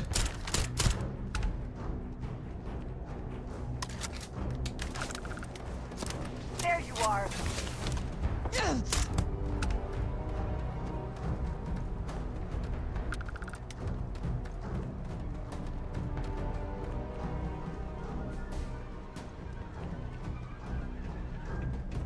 Now it stopped again. Oh, there's another one there.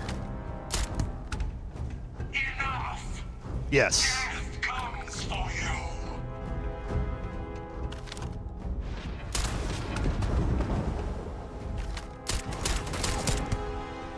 Okay, now we need to find the Guardian and start focusing fire on the Guardian as much as we can. There he is. One less target. You're not walking out of here. Okay, and then he's going to teleport out. Looks like Andresia's doing a really good job.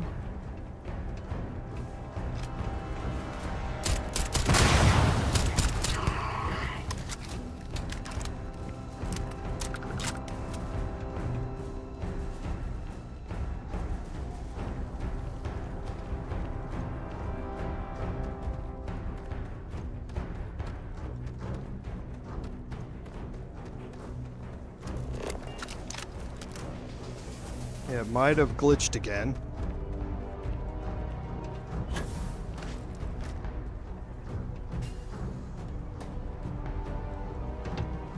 Let's go wander around and see if we can find any more Ecliptic back this way. Okay.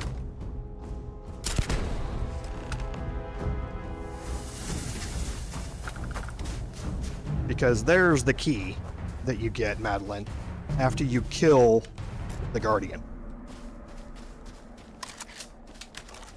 I'll say, I didn't think you had to find it. It's been a while since I played this, but I didn't think you had to find it. I think it was dropped by the Guardian, and that's what happened, so. Yeah, it's always good to make sure before you go into a new area that you always drop a save during this, because, yeah, it's got some bugs in it.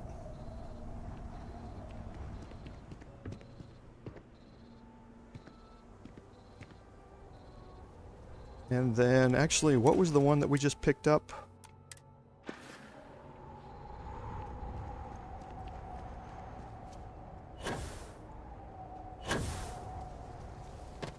I want to look at something here real quick.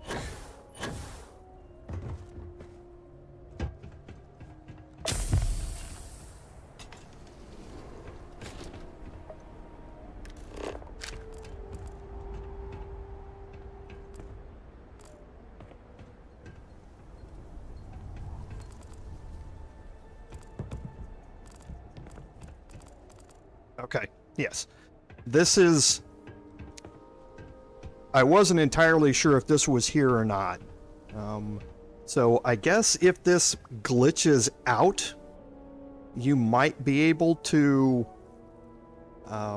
bypass it by just avoiding the fight entirely. I'm not entirely sure how that's going to go, though. Because the Ecliptic base ID card that we picked up off of the body of the Guardian here, there's also a duplicate copy here. So I guess if it glitches out, you can always go up here and do it. I have not tried getting this key card while this fight is still active and kind of trying to leave this fight behind, I guess. I've never tried to do that.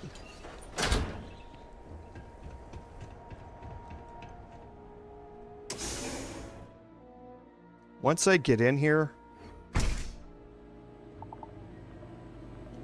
I'm going to cure my ailment.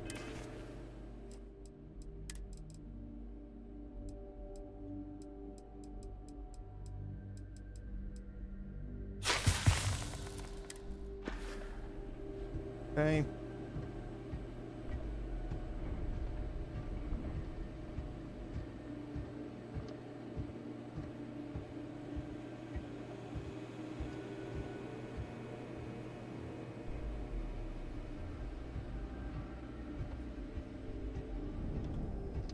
I don't believe there's anything in here.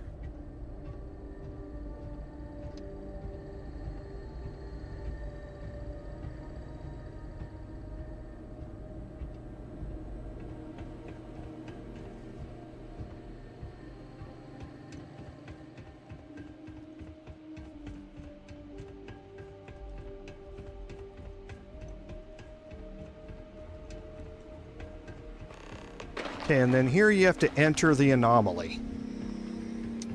Now, once you pop out on the other side of this,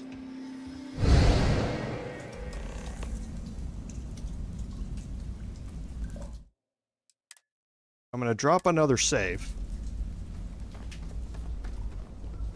Okay, you're up. Something goes wrong in there, we'll come get you. Why would anything go wrong? Shouldn't we... Would you shut up? Both of you do your jobs. Client is on his way. Okay, so this is back at the very, very beginning of the game, where we had to go up here and get our first artifact.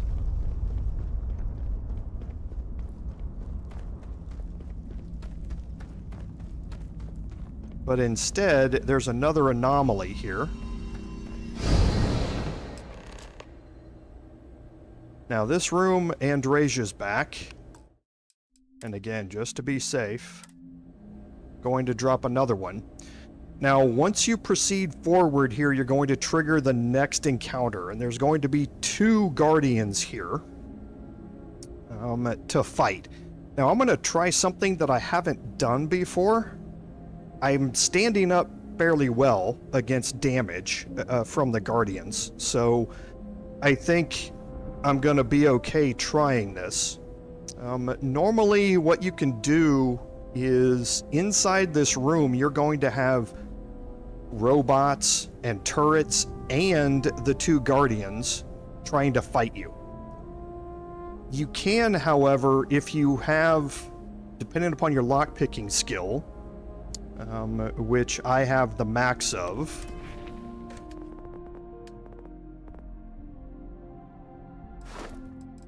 so I have the the max of them. I might as well spend this extra point. No reason not to.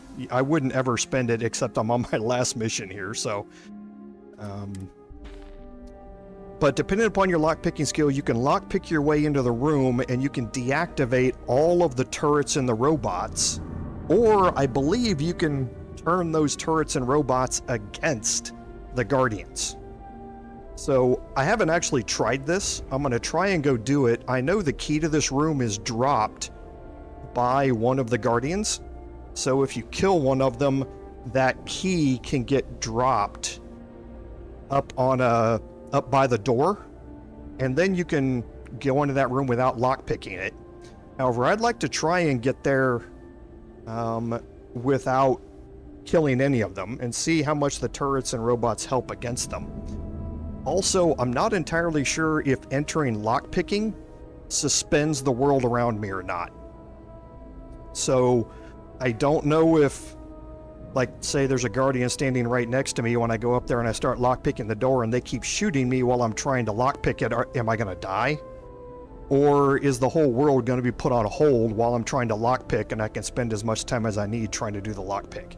So I'm going to try and do that this time and we'll see how it works out. I've got a save dropped here, so if it doesn't work, then we're just right back here and we can play it the normal way.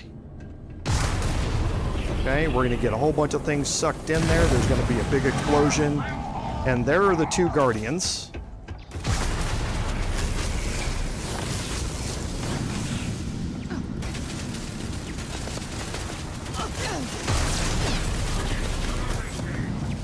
And this door is right here. Okay, it looks like the world is suspended, which is good. It's a master level lock. For me, it's based upon your level. So when you get here, your level is going to determine how difficult this master is. So I can spend a key to eliminate unused ones. And now starting from the middle out, 1, 2, 3, 4, 5. So that could be 4 and 1. That works. And then that one. No, I was actually looking at the wrong one. So the middle one is 1, 2, 3, 4, 5. So that's going to be this one. And the other one. Okay, I've already got the next ring out. And then this one is 1, 2, 3. So that's going to have to be... No, yeah, it's going to have to be 2 and 1. So that one and the last one going there, and then this. The only things left are 2 and 2. Yes, so that, that, that, that, that, and that, that, and that. Okay, so now in here you have this terminal.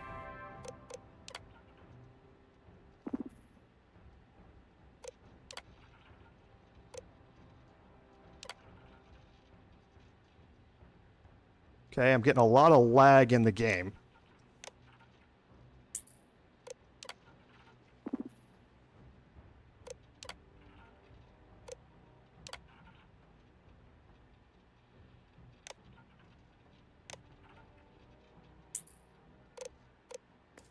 Okay, so now I'm gonna let the Guardians fight.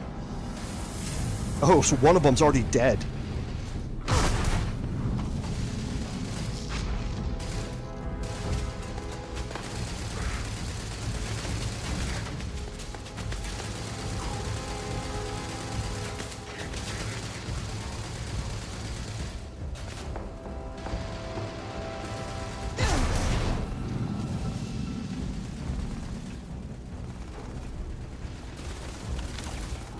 Oh, yeah. Getting torn up.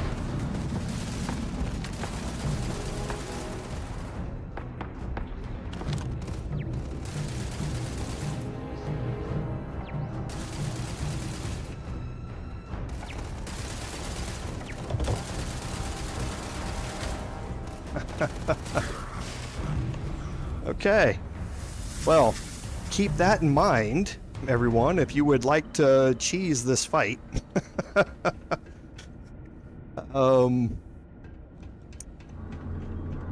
Is go up, make a beeline for this back area. Lockpick it. Turn the turrets and robots against you. Or against them, and you'll end up in there. So, interesting.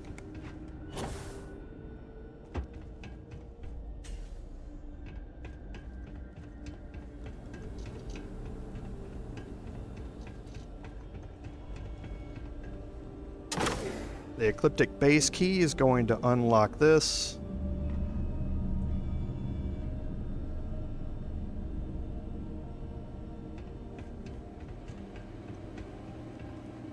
Where's Andrasia?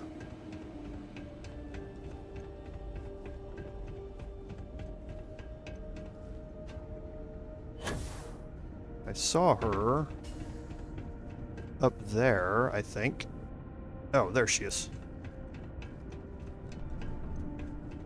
Yes, you need me? Did you need something? Okay. All right then. Yeah, follow me then.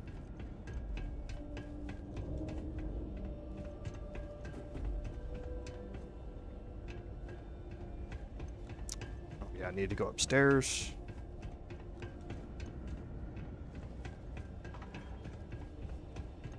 Oh, it's not. I don't think she's going to because of what happens next. And now for this.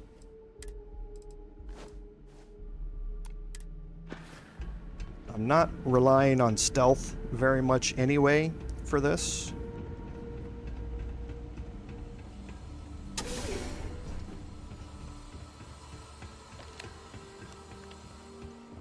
And we have another anomaly we have to enter here. And we're familiar with this. Okay, this is Petrov's ship, right? Now I do want to be aware of my exits here. So going around behind.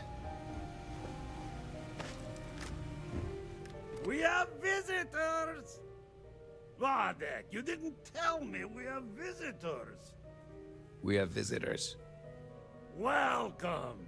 What's mine is yours. Well, no, it's still mine, but you get what I mean. I'm impressed.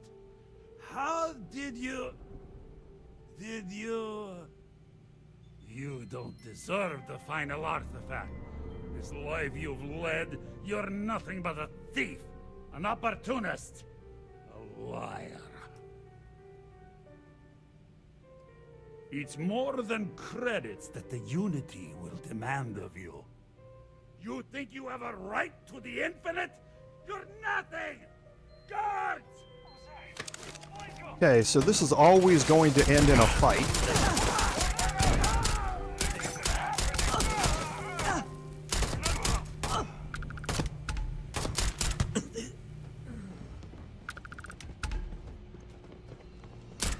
There's no persuasion option or anything like that to get you out of it. And you need the private quarters key. Oh, there's a Kraken. And you can take his outfit if you'd like. So another Kraken toward that part of the broken quest. So now we'll unlock this, and this will take you into this anomaly. And now you're back in here, and now Andrasia's with us again.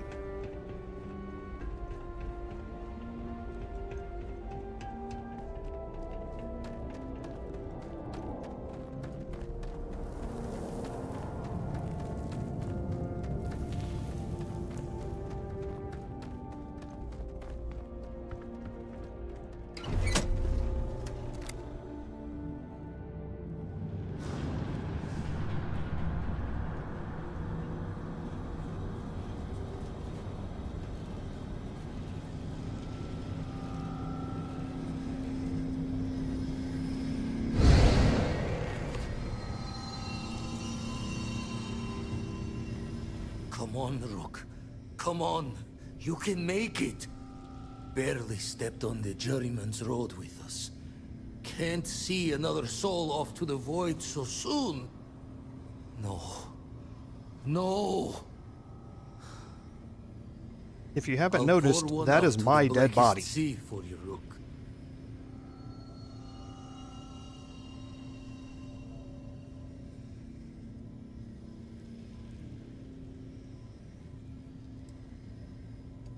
What the? Crix's ghost? What kind of cruelty is this? Is some starborn trick? Come to mock me before you twist the blade?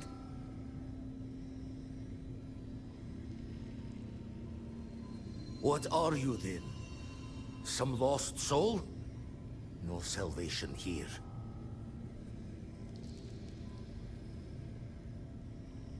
Not sure if you're just a reflection of a shattered brain, but okay. I get your meaning. Well, ghost from the other side. I'll keep what you said rolling around in my head for a spell. But for now, wouldn't mind if you gave me a bit. I just lost a friend. Okay, so now we're going to head back through the anomaly that we just came through.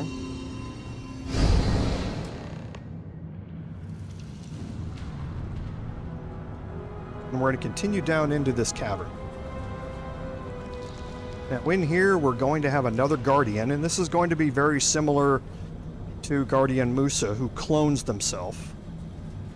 Except this time, this Guardian will phase out and then phase in right next to you and try and stab you. So while you're doing that, while he's doing that, you can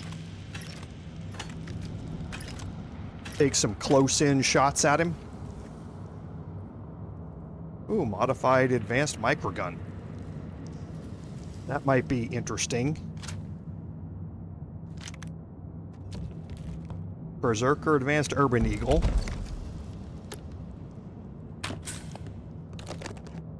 I do need the Hippolyta. That's good.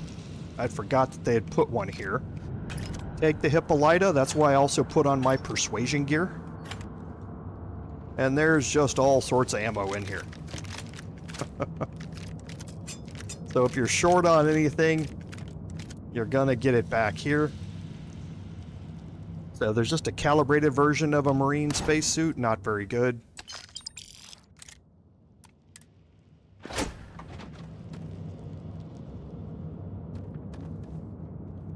And that minigun is actually kind of interesting. I've got 2,500 rounds for it.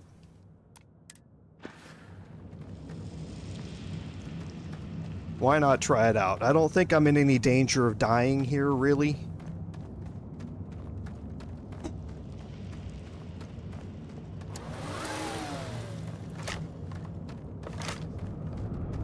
Gaze into the abyss of the infinite.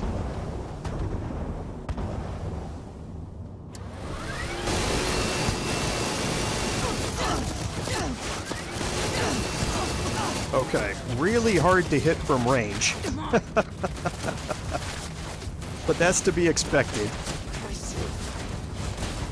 So let's go and... Good one.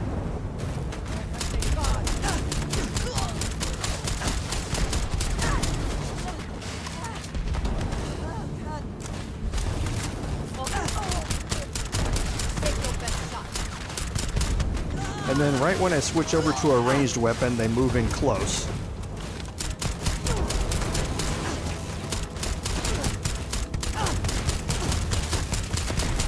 Okay, my health is still holding up well, so let's go find the Guardian. There.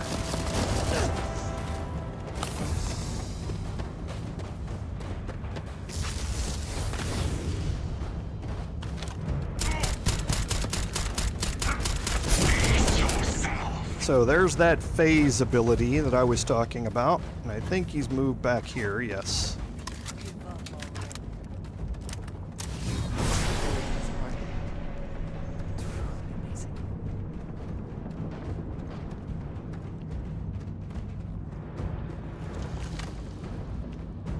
this is weird.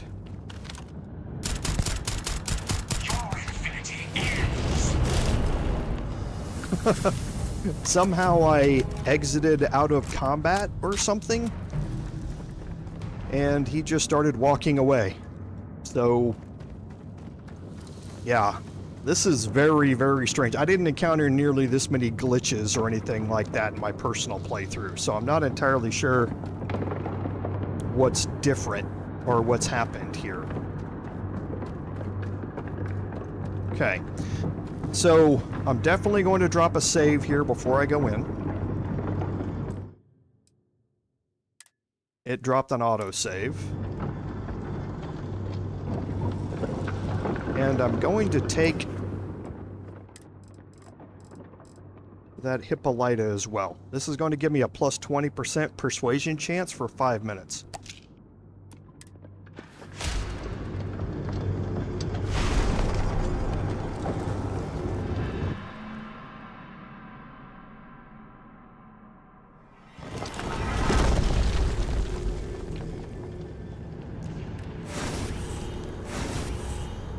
Well, here we are, ready to kill each other for the artifacts. As always. I'm sorry it's come to this. Okay, so there are 2 attack options. If you attack them, they are each going, and kill them, they are each going to drop their unique weapons. Now, again, we are at the Unity, so if you are not planning to do New Game Plus, then getting these unique weapons, and you're going to continue in this universe, then getting these unique weapons can be pretty cool. The Hunter has a particle beam rifle. It's a Varun Inflictor, basically. It's just a legendary version of it, and has some pretty good stats and mods to it.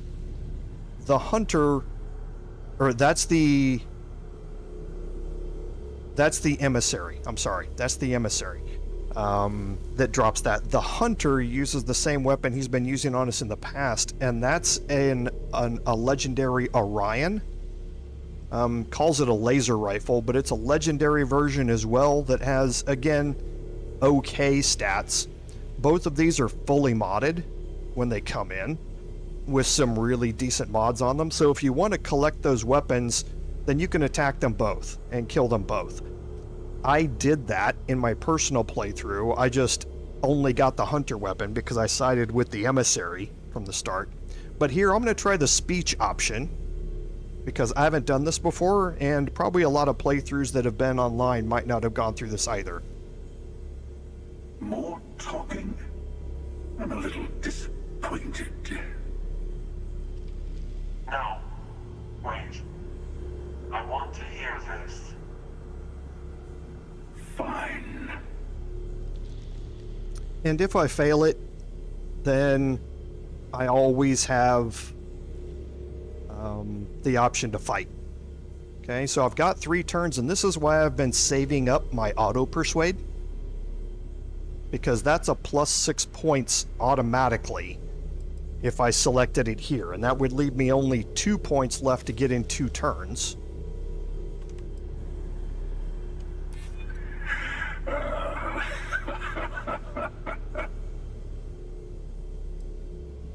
Okay, and here's a plus 6, so I'm going to use my auto persuade on it.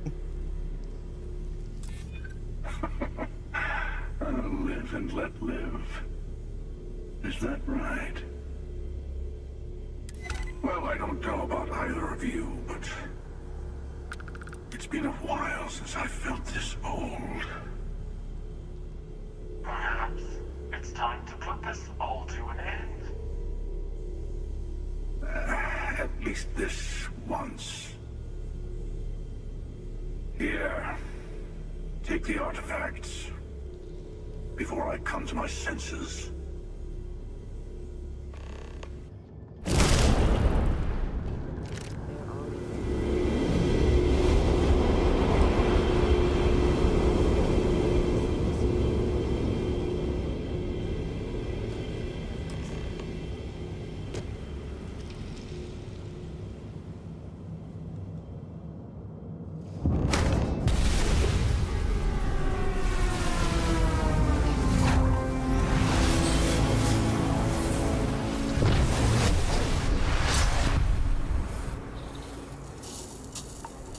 Okay, so that gets you all of the remaining artifacts. I did get some approval from Andreja. And that starts the One Giant Leap mission. And this is the last mission in the game. And it's fairly short and to the point. So first I'm going to take a look here. So all the remaining artifacts are now in my inventory.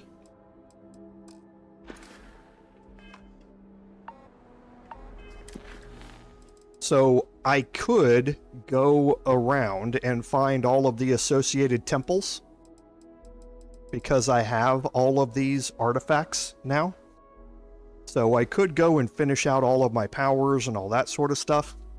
But at the end of the day, I'm not interested in that. We've looked at several powers and that sort of stuff previously. I don't need anything more. So One Giant Leap starts us off and wants us to build the Armillary on your ship with an optional to talk to your friends before you leave. So, the Unity awaits. I'm not as afraid as I thought I would be. Stepping away from the world you know can lead to a better place.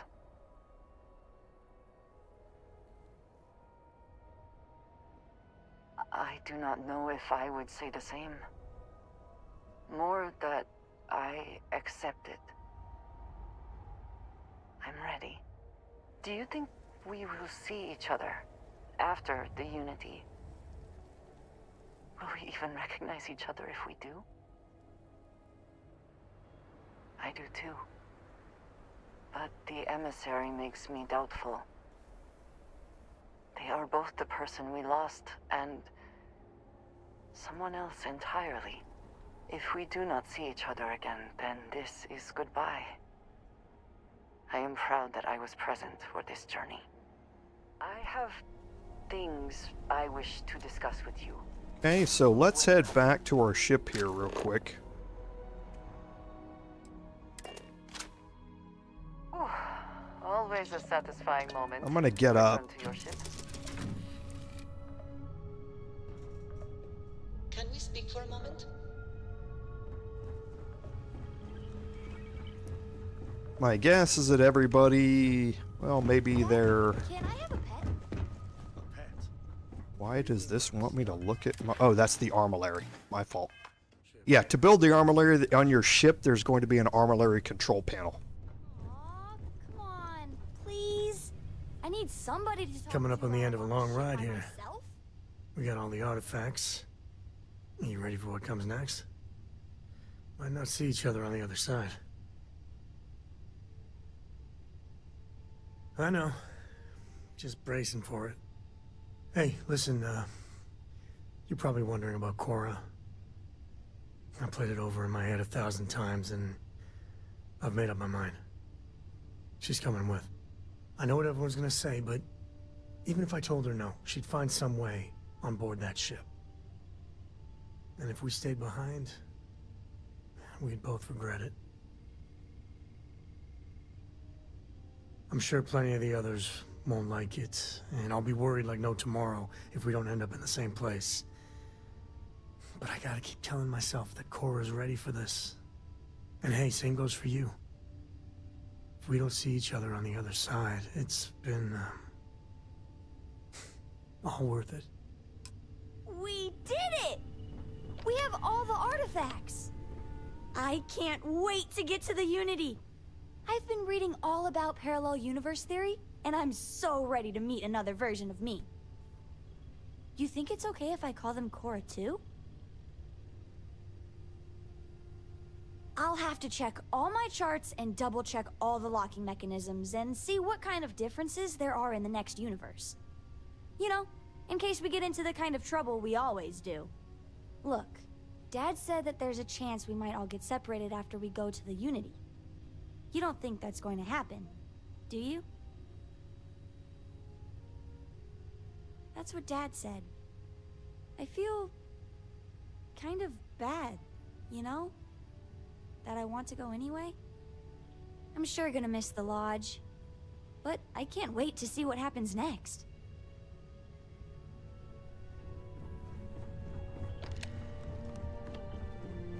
See if anybody else is down here. Doesn't look like it, so they'll be upstairs.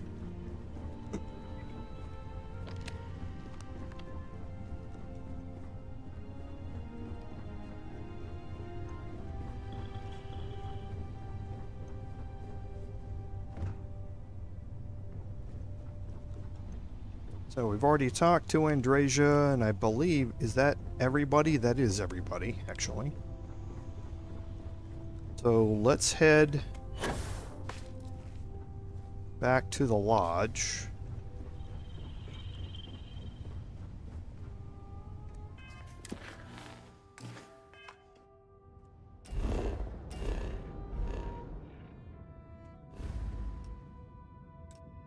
Because I want to complete this optional here.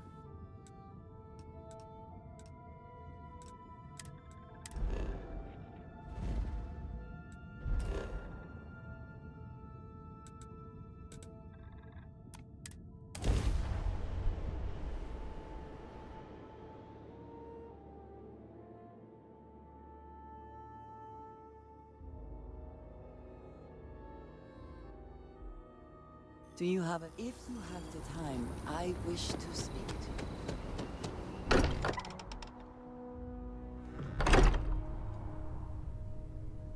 you. I would like a chance to talk to you.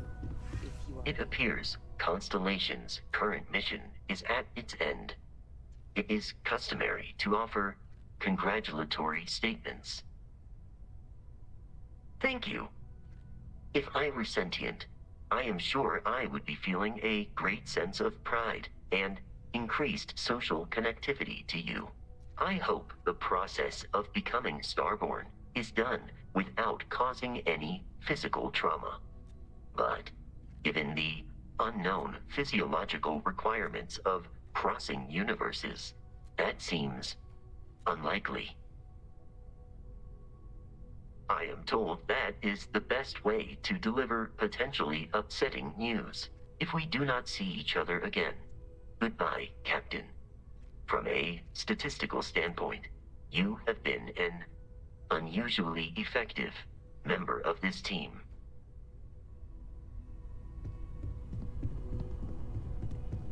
Tip your ear for a moment? It'll be a shame to pack up all the modifications to the Eye for finding the artifacts. But she's earned a break. Gilded our fortunes for sure. I'm just an old blade in the dark trying to make good. I'll be taking up the chair when everyone's gone in the Unity. Set Constellation's course for another new beginning. Not my first time at the helm for a crew, but going to take it slow. Don't know about that. Intend to keep teaching folks how to play the Troublemaker's game. No use being an explorer if you aren't a little dangerous. Well, tipped your ear long enough.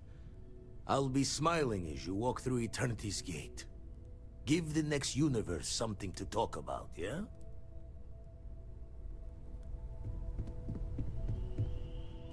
We're so close.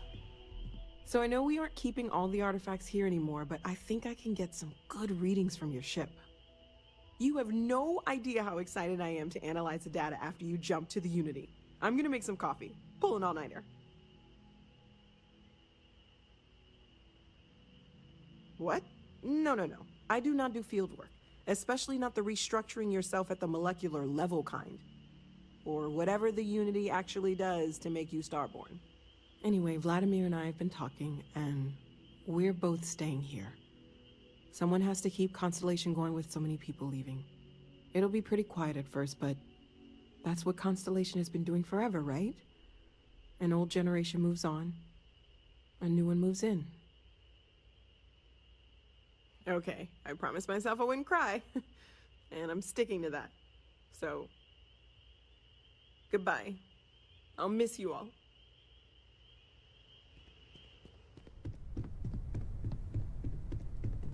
My return to the Lodge triggered a full system update. I am now fully prepared to assist you. The artifacts are all gathered. We've done it. There's nothing like an investment paying off. We've succeeded beyond my wildest dreams. Everyone should feel proud. Oh no. This moment isn't about my corporate holdings, no. Being part of Constellation was just for me. Although there's always opportunities, I'm not above taking advantage of what we learn as a group.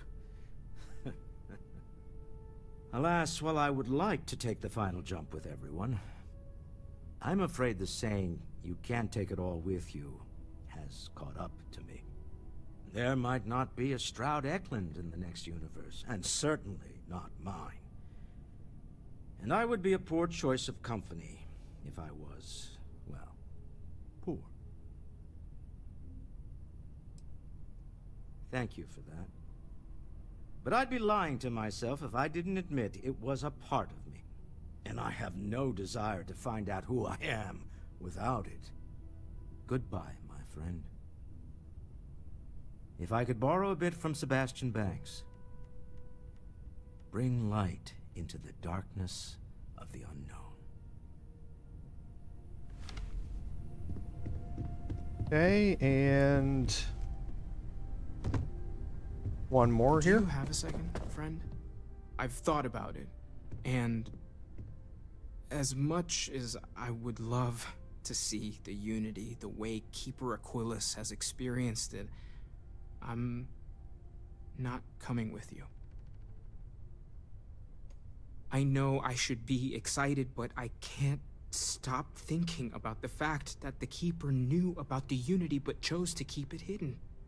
I think I need to look for my answers here, in this universe. And I can't leave my parents. I know they would understand, but they're not getting any younger. You too. I know I'm flaking out at the end, but I'm glad I was a part of all this.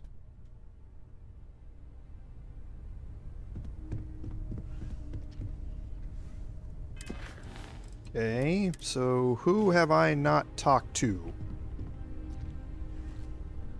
Your safe return to the Lodge will please the Oh, other members of Barrett. Constellation.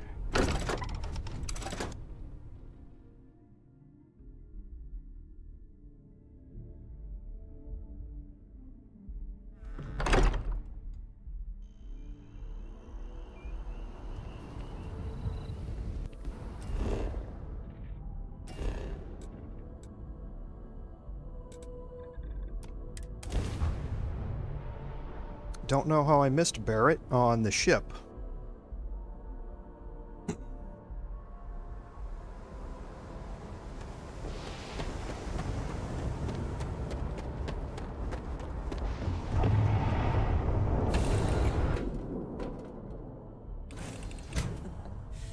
Any adventure you can fly away from. All right, Barrett, where are you? I see two icons up here. One of them is going to be Your Barrett. ship is way bigger There than he is. Finally, these new universes won't know what hit them. Forget about the Starborn and the Hunter. It's Barrett and company from here on out. I suppose we can do that. Classic.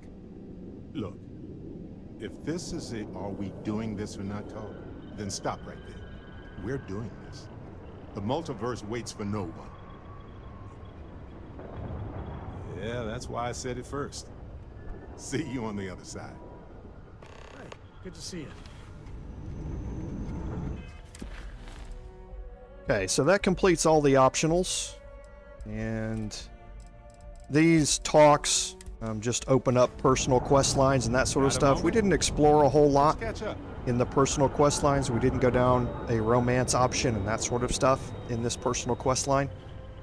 But there are plenty of great content creators who have explored all of that sort of stuff before. So now we're going to get to the Armillary screen here.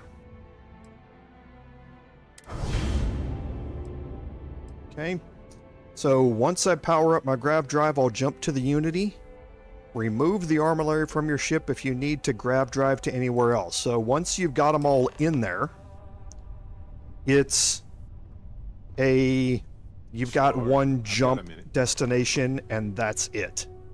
So if you do want to remove the Armillary, you can do it right here. Okay, so if you're not ready to go yet, then you can certainly hold off on that until you are ready.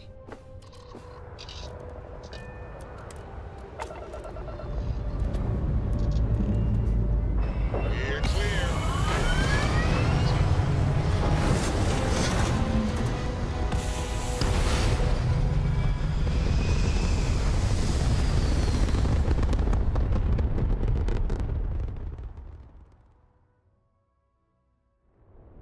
Apogee complete. We're in orbit. Okay, now actually, that's a good point. I'm probably going to have to wait for my grav drive to, Nope, I won't. There was enough points in it to get me going.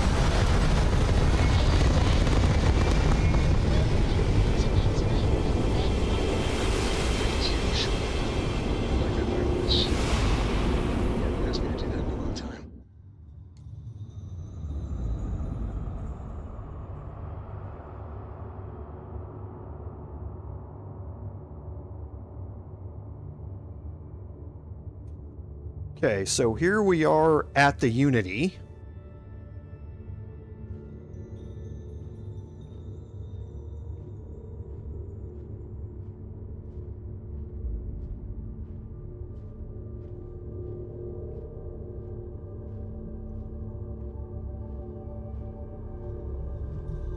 You made it. I hope you're enjoying the view. I never get tired of staring at it. Eternity.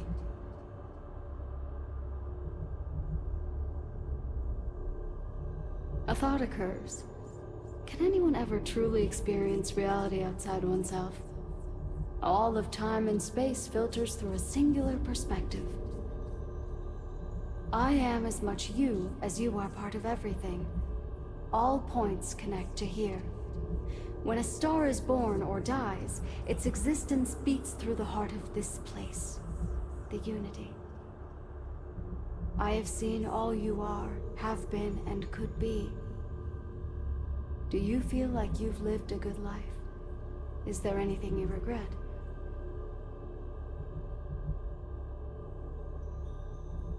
That's good. You'll need that clarity for what comes next. In order to become Starborn, you must give the universe one last thing. Yourself. That intangible part of you, that something that makes you unique amongst the infinite, will explode like a supernova. A part of you will fuse with the essence of this universe, while another part leaves it behind forever. Do you understand what I mean? This one final leap will change this universe forever, even as you leave it behind.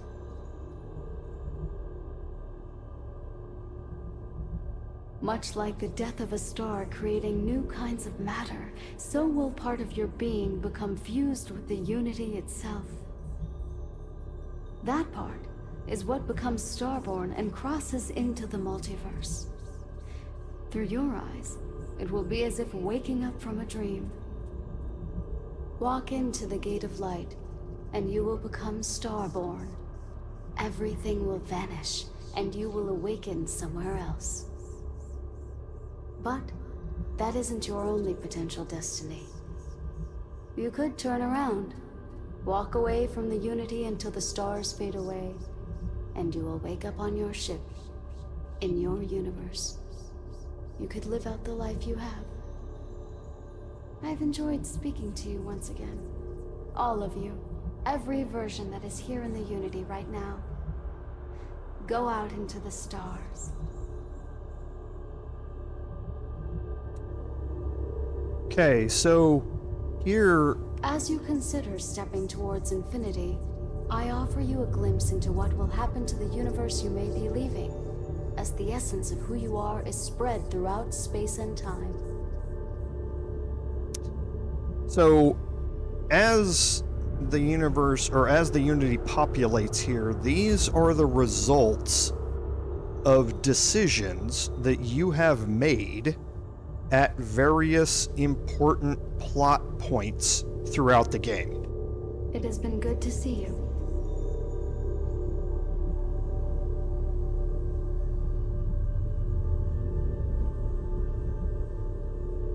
Your work with UC Sistef against the Crimson Fleet is a triumph of law over greed.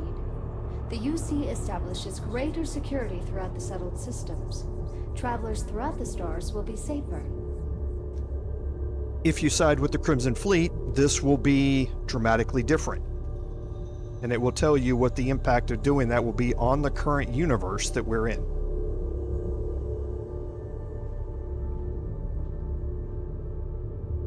Ryujin Industries dismantles the internal neuroamp and keeps its existence a secret. The company is successful, but quieter. Every new operative that is hired hears the story of your rise through the corporate ladder and looks to emulate your success. As I was saying, and again, if you allow the neuroamp to research to go on, or if you side with the other person in the region questline, this will be different. And there is no running in the Unity, so unfortunately it is what it is.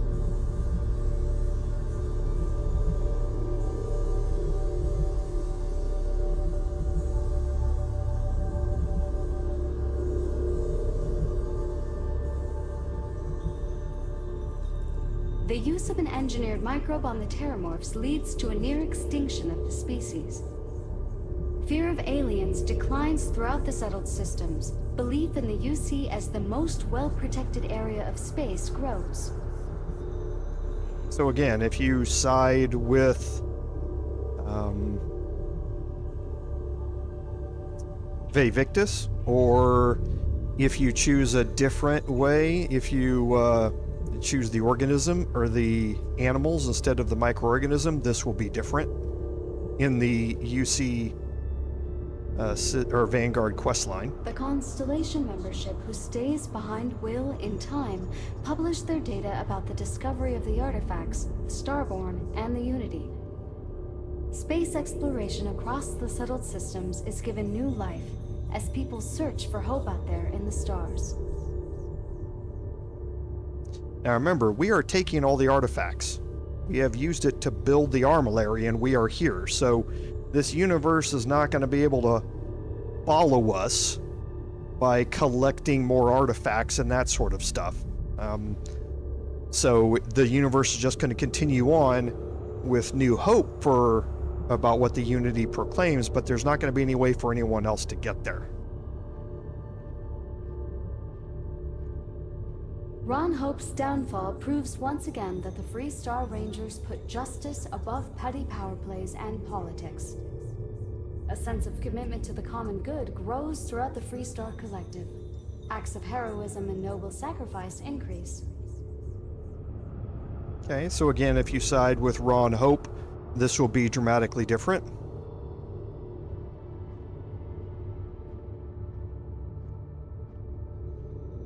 By defeating both the Hunter and the Emissary, the path to the Unity in this universe is left for the people of the settled systems to discover on their own, uninterrupted by powerful Starborn.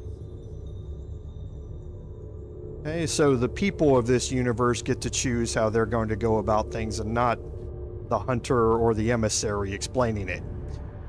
Now you've got two options here. You can continue through into the orb, which is into the Unity. The Gate of Light will take you to another universe. Or simply walk away until the stars fade, to return to your ship. Or myself explained it better than I could have.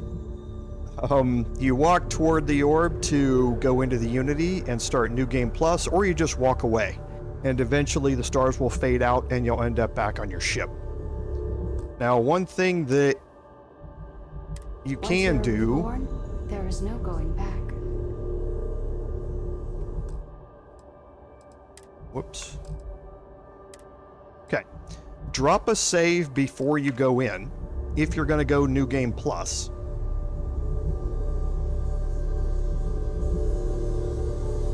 Although you leave this universe behind, a new universe awaits you. Who will you be in this one? What choices will you make?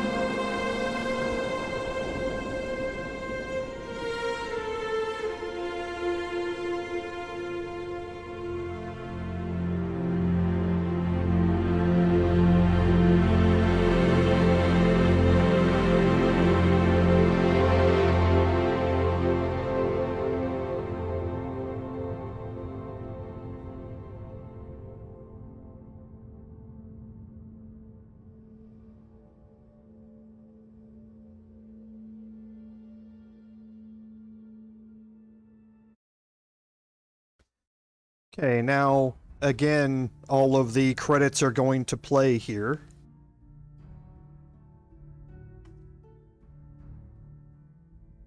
So, once we get to the end of this, there will be some more explanation about how New Game Plus is going to work. I don't know if there's a way to... Yes, there is. Please don't skip the credits like I'm going to here. I've already set through them once. The credits are important for recognizing the amazing people who spend a lot of time putting these games together. I'm not skipping them because I want to minimize that in any way. I always do it simply to pay respects to all of them for all of the time that they invested and their hard work that they put into it. But I do want to explain some of what happens after this, so I'm going to go ahead and skip it.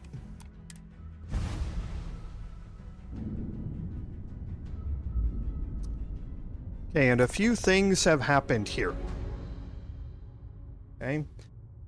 So, you are Starborn now. You remember all that you have learned, but your possessions and everyone you knew have been left behind. Explore this universe and all it offers, and perhaps take another trip through the Unity. Okay? Now, the first thing that you notice is that you start on a ship here.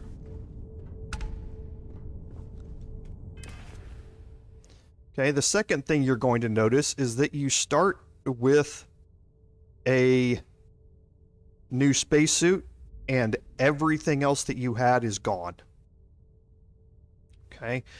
The spacesuit that you get is the Starborn spacesuit Astra, and this is the first of 10 different Starborn spacesuits that you can get.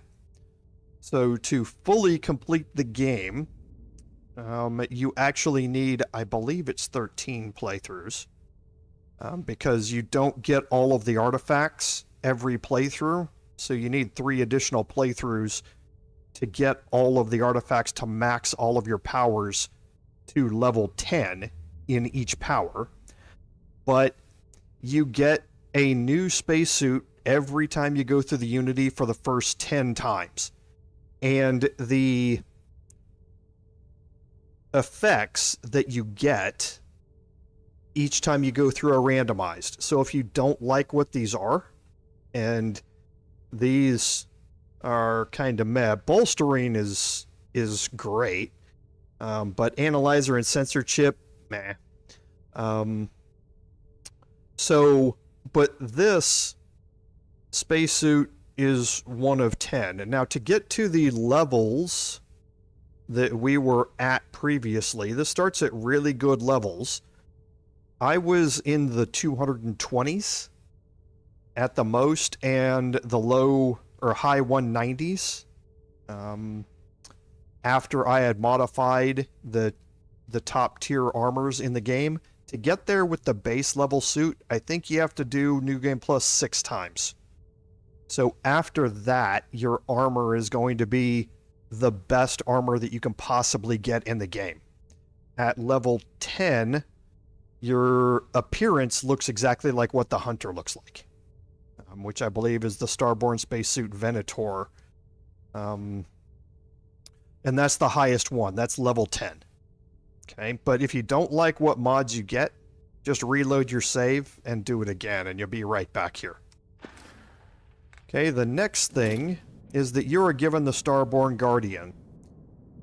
There are, again, 10 versions of this, and they are all equally horrible. There is absolutely nothing redeemable about any of these ships. There isn't any way for you to increase the cargo hold or anything like that. However, you do have the highest jump range and you do have the highest fuel, so this ship is able to go anywhere in the galaxy you want it to go. But it is limited in its size and that sort of stuff, so there's nothing else you can do with it. This thing, for 99% of the players, just sits in their fleet and doesn't ever get used, because it really is crap most of the time. So, but this is the only other thing that you're going to have. Now, as far as your skills go, your skills are still here, which means that your level is still here. I am still level 86. So all of your skills now carry over, and all of your experience carries over. Now, what that means is not that your skill points carried over and you're now back to level 1, and you can level up 85 more times, and level up every skill in the game very easily. That is not how it works. You are now at 86, and to level up and get more points, you've got to get to level 87, which is a huge number of points to get you there. So the amount of time it would actually take to level up every skill in the game to its max, I can't remember, but it's something, it's a huge level number. It's something like 270 or something like that. It's a huge level number, and it would take you forever to get there. So it isn't really possible to max out your skills from a realistic standpoint. I'm sure there's somebody out there that's either done it or is trying to do it, or this game's been out for a while, so maybe there is somebody who's already done it. But you really focus on what skills you want to keep, because the rest of them are just not going to be reachable at that point. So everything else has now been reset. If we go to our map, this is the only other thing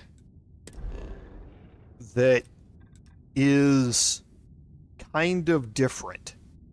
And what I mean by that is that all these systems have been completely reset out here. It's the base exploration map that you got. You haven't been to any system.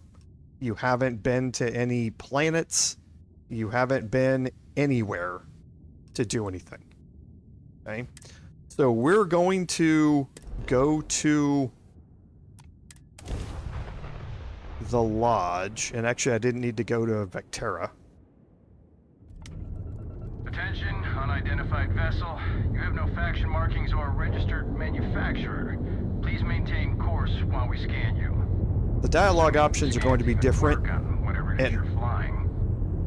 interesting. All right, we're done. You're cleared to... So I'm going to land here at New Atlantis, and this will be the last thing that we're going to look at before we end this series.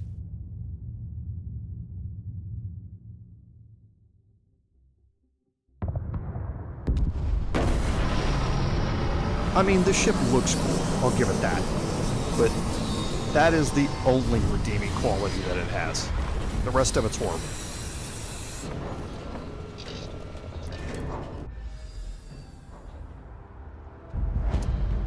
Even the way that you have to enter the ship is horrible. Because you see, there's the way to enter this ship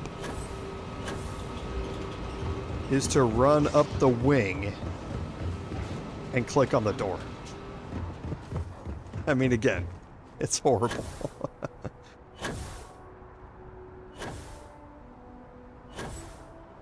Okay, so we'll make our way over to the lodge real quick. You will be scanned as you enter the city. And Madeline, that everyone comes out with that same Starborn spacesuit that first time around, and as far as I know, it's always that same appearance. I could be wrong. But yeah, as you get higher up, like I said, level 10 gets you that dress-looking space. It kind of looks like what the Hunter wears. That's got like a shawl over the top of it.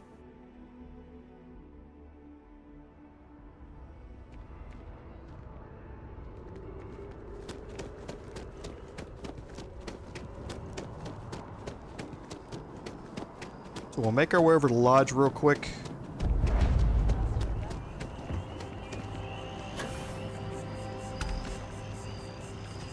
And, okay, you're killing me, Smalls.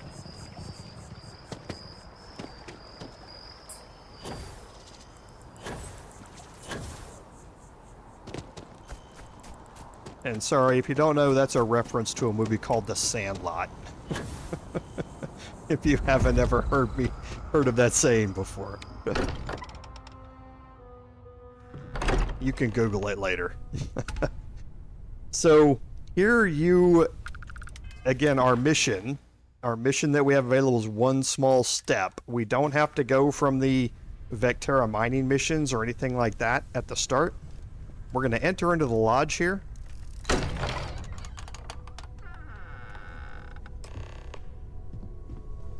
Excuse me, this is a private... Wait. There's something familiar about you. Vasco, identify. Scanning. Cross-referencing known employee records of our affiliated organizations. Please remain still. This appears to be the miner from Argos Extractors. Lost as we were carrying the artifact from Vectera. Current whereabouts, previously unknown. I see. Vasco already delivered the artifact. So, why are you showing up now?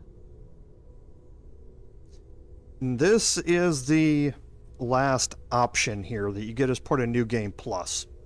You can either repeat the main quest entirely over again, or you can skip the main quest and just go about collecting all of the artifacts from the temples and assembling the Armillary on your ship and going through the Unity again. This is a way to kind of fast track the process of New Game Plusing. However, if you do want to go through the main quest line again and possibly make different choices in that, then you certainly can. Okay, since we've already seen what the or the main quest looks like, I'm gonna skip it. I see. So some of our theories about the artifacts are correct. You're taking their word for it? What if this person's just delusional? Breathed in too many gases in that mining operation. Why don't we hear her out? We know next to nothing. We have everything to gain if she's telling the truth. All right, let's hear it.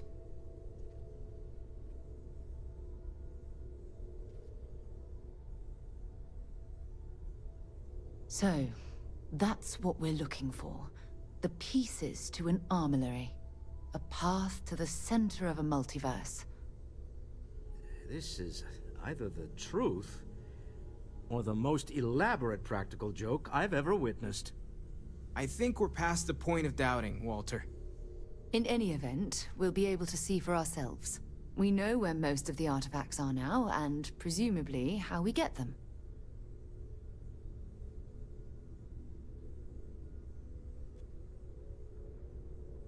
And if what you've told us about the Starborn is to be believed, we'll need all the help we can get. I want you to check with Vladimir on the Eye. Cross-reference what you've told us with what he's picking up on the scans.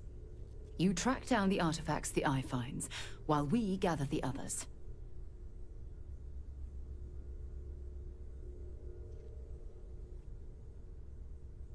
I hope that other Sarah of yours knows you're safe.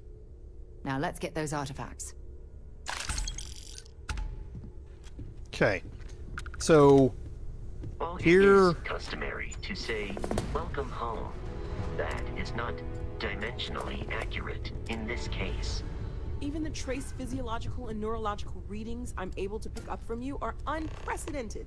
You really are something. So you are given a few things to get you started. You're given it. I think this is a random weapon. I don't remember getting the advanced microgun last time, but it's been so long since I did it, I'm not entirely sure. But you are given some basic things to start with. You are also given 25,000 credits to start with. And your mission list has Among the Stars in it. And now you are basically able to talk to Vladimir and start doing the same thing that you were doing previously about finding the artifacts, finding the temples, collecting the powers, and assembling the Armillary. You can also do all of the side quests, so you can talk to any of these people and recruit them. You can do all the same stuff that you were doing previously with all of their side quests, new relationship missions, all of that sort of stuff. However, the difference is that you're just not having the main quest to follow along with. You're now doing it entirely on your own at your own speed. So if you want to neglect everything and just collect the artifacts, assemble the Armillary, and get all the way through New Game Plus 2, and then New Game Plus 3 all the way up through 10 or 13 or however far you want to go, then this is a way to fast track that. Okay, but everything else that you had is now gone. Skill magazines that you collected, now gone. All of that stuff is completely reset. And yes, when you, Madeline, as you go through it and you collect the artifacts, you're still going to encounter Starborn.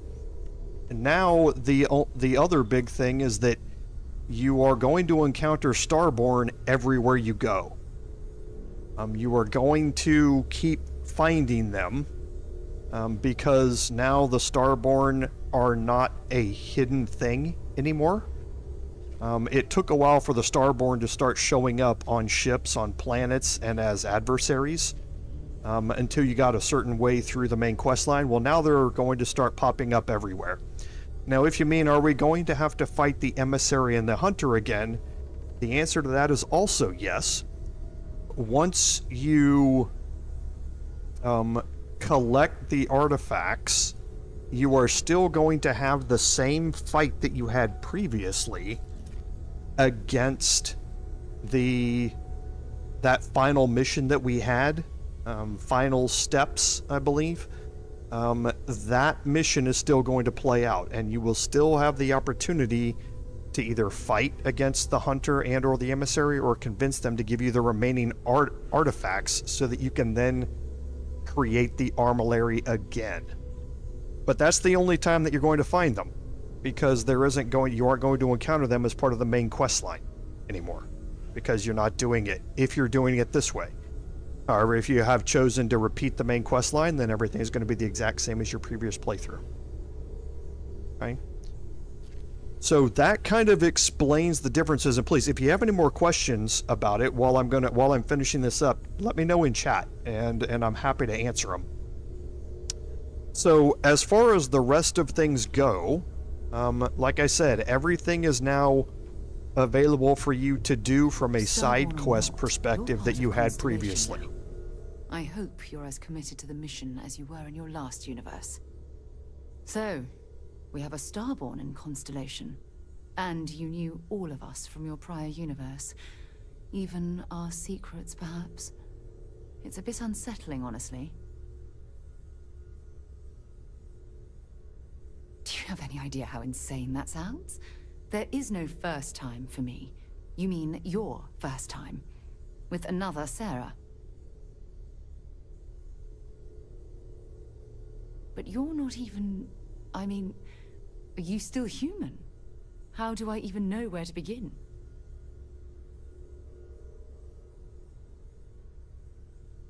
So we play pretend, is that it? I guess with you it's only half pretending. Fine. But no tricks.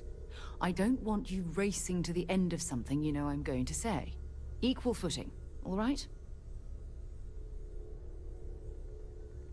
Well, you're part of Constellation, aren't you? I don't know if the rules technically cover cross-universe members, but why not?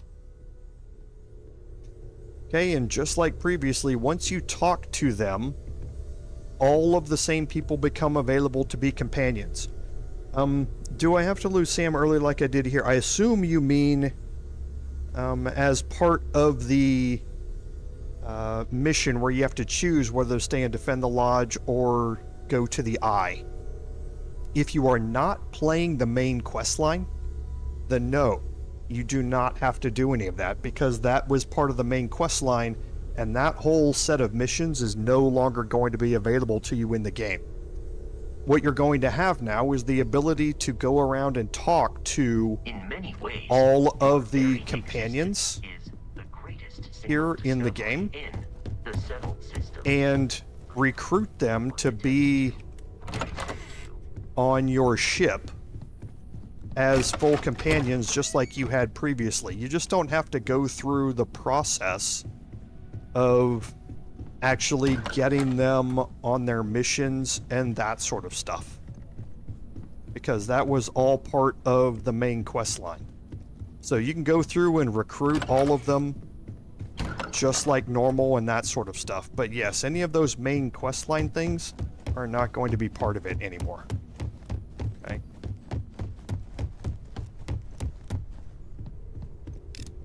But yes, I'm not going to continue on through this to explain how the rest of it goes. I can leave it to all of you to explore New Game Plus on your own. But like I say, as you go through this, and you go up and talk to Vladimir, that's going to open up more things to start recovering the artifacts. And those artifacts are going to go into your collection, and as you find those artifacts, you're going to find your companions as you go. So, I don't want to lose my Star Eagle. Well, that means you're going to stay in your own universe then. Because yes, everything is now gone. However, the Star Eagle was part of the Freestar Rangers questline, I believe. So you can still feel free to do that. All you have to do is head over and land on Cheyenne and start it up there again. So all of those quest lines you can make completely different choices in now, and they will be reflected in that montage at the end in the Unity. So it's kind of interesting to see how those things change as you make your decisions different.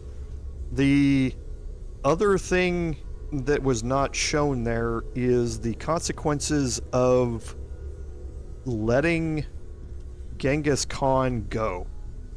I stand by my I have seen that before. If you let the people on, if you side with Genghis Khan and let him escape the planet, he will actually show up in that montage as well. And it will explain how he has become a scourge on the entire galaxy, and wanton destruction and murder is taking place everywhere because of that decision that you make. So if whoever you choose to side with, if you let them off that planet, they will show up in that montage. Because I chose to keep them all on the planet, nobody showed up in that montage. So I think that gets us to the end here. So I am going to drop a save for the end of this. And have I decided what my next stream will be on Wednesdays? No, the poll results are ending. I didn't actually put an ending date on it because I didn't know when this stream was going to end. But now that this stream has ended, the poll results as of today are what's going to be the final numbers. And I can check real quick, but I believe it is a new playthrough of Baldur's Gate 3. Let me just make sure that I haven't gotten 1,000 more votes here in the past 3 hours. So no, I haven't. Baldur's Gate 3 came out with 39% of the vote, followed with Divinity Original Sin 2 at 29%.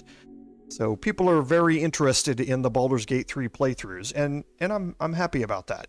I'm glad that that content that I've been doing has been that it's got an enthusiastic following. So what we're going to be doing this week is I am going to, now that I know it's going to be Baldur's Gate, I am going to be taking a week off and putting up another poll asking about specifically what you want me to do for that playthrough. And there will be some questions up there. I already have an idea about what type of playthrough I'm going to do. I just want to see what, if people want to see different builds or different classes featured and that sort of stuff. So I will take a week off to get all of that prepped and ready and have that poll go up. But yeah, looks like Baldur's Gate 3 is going to take place on Wednesday evenings now as well.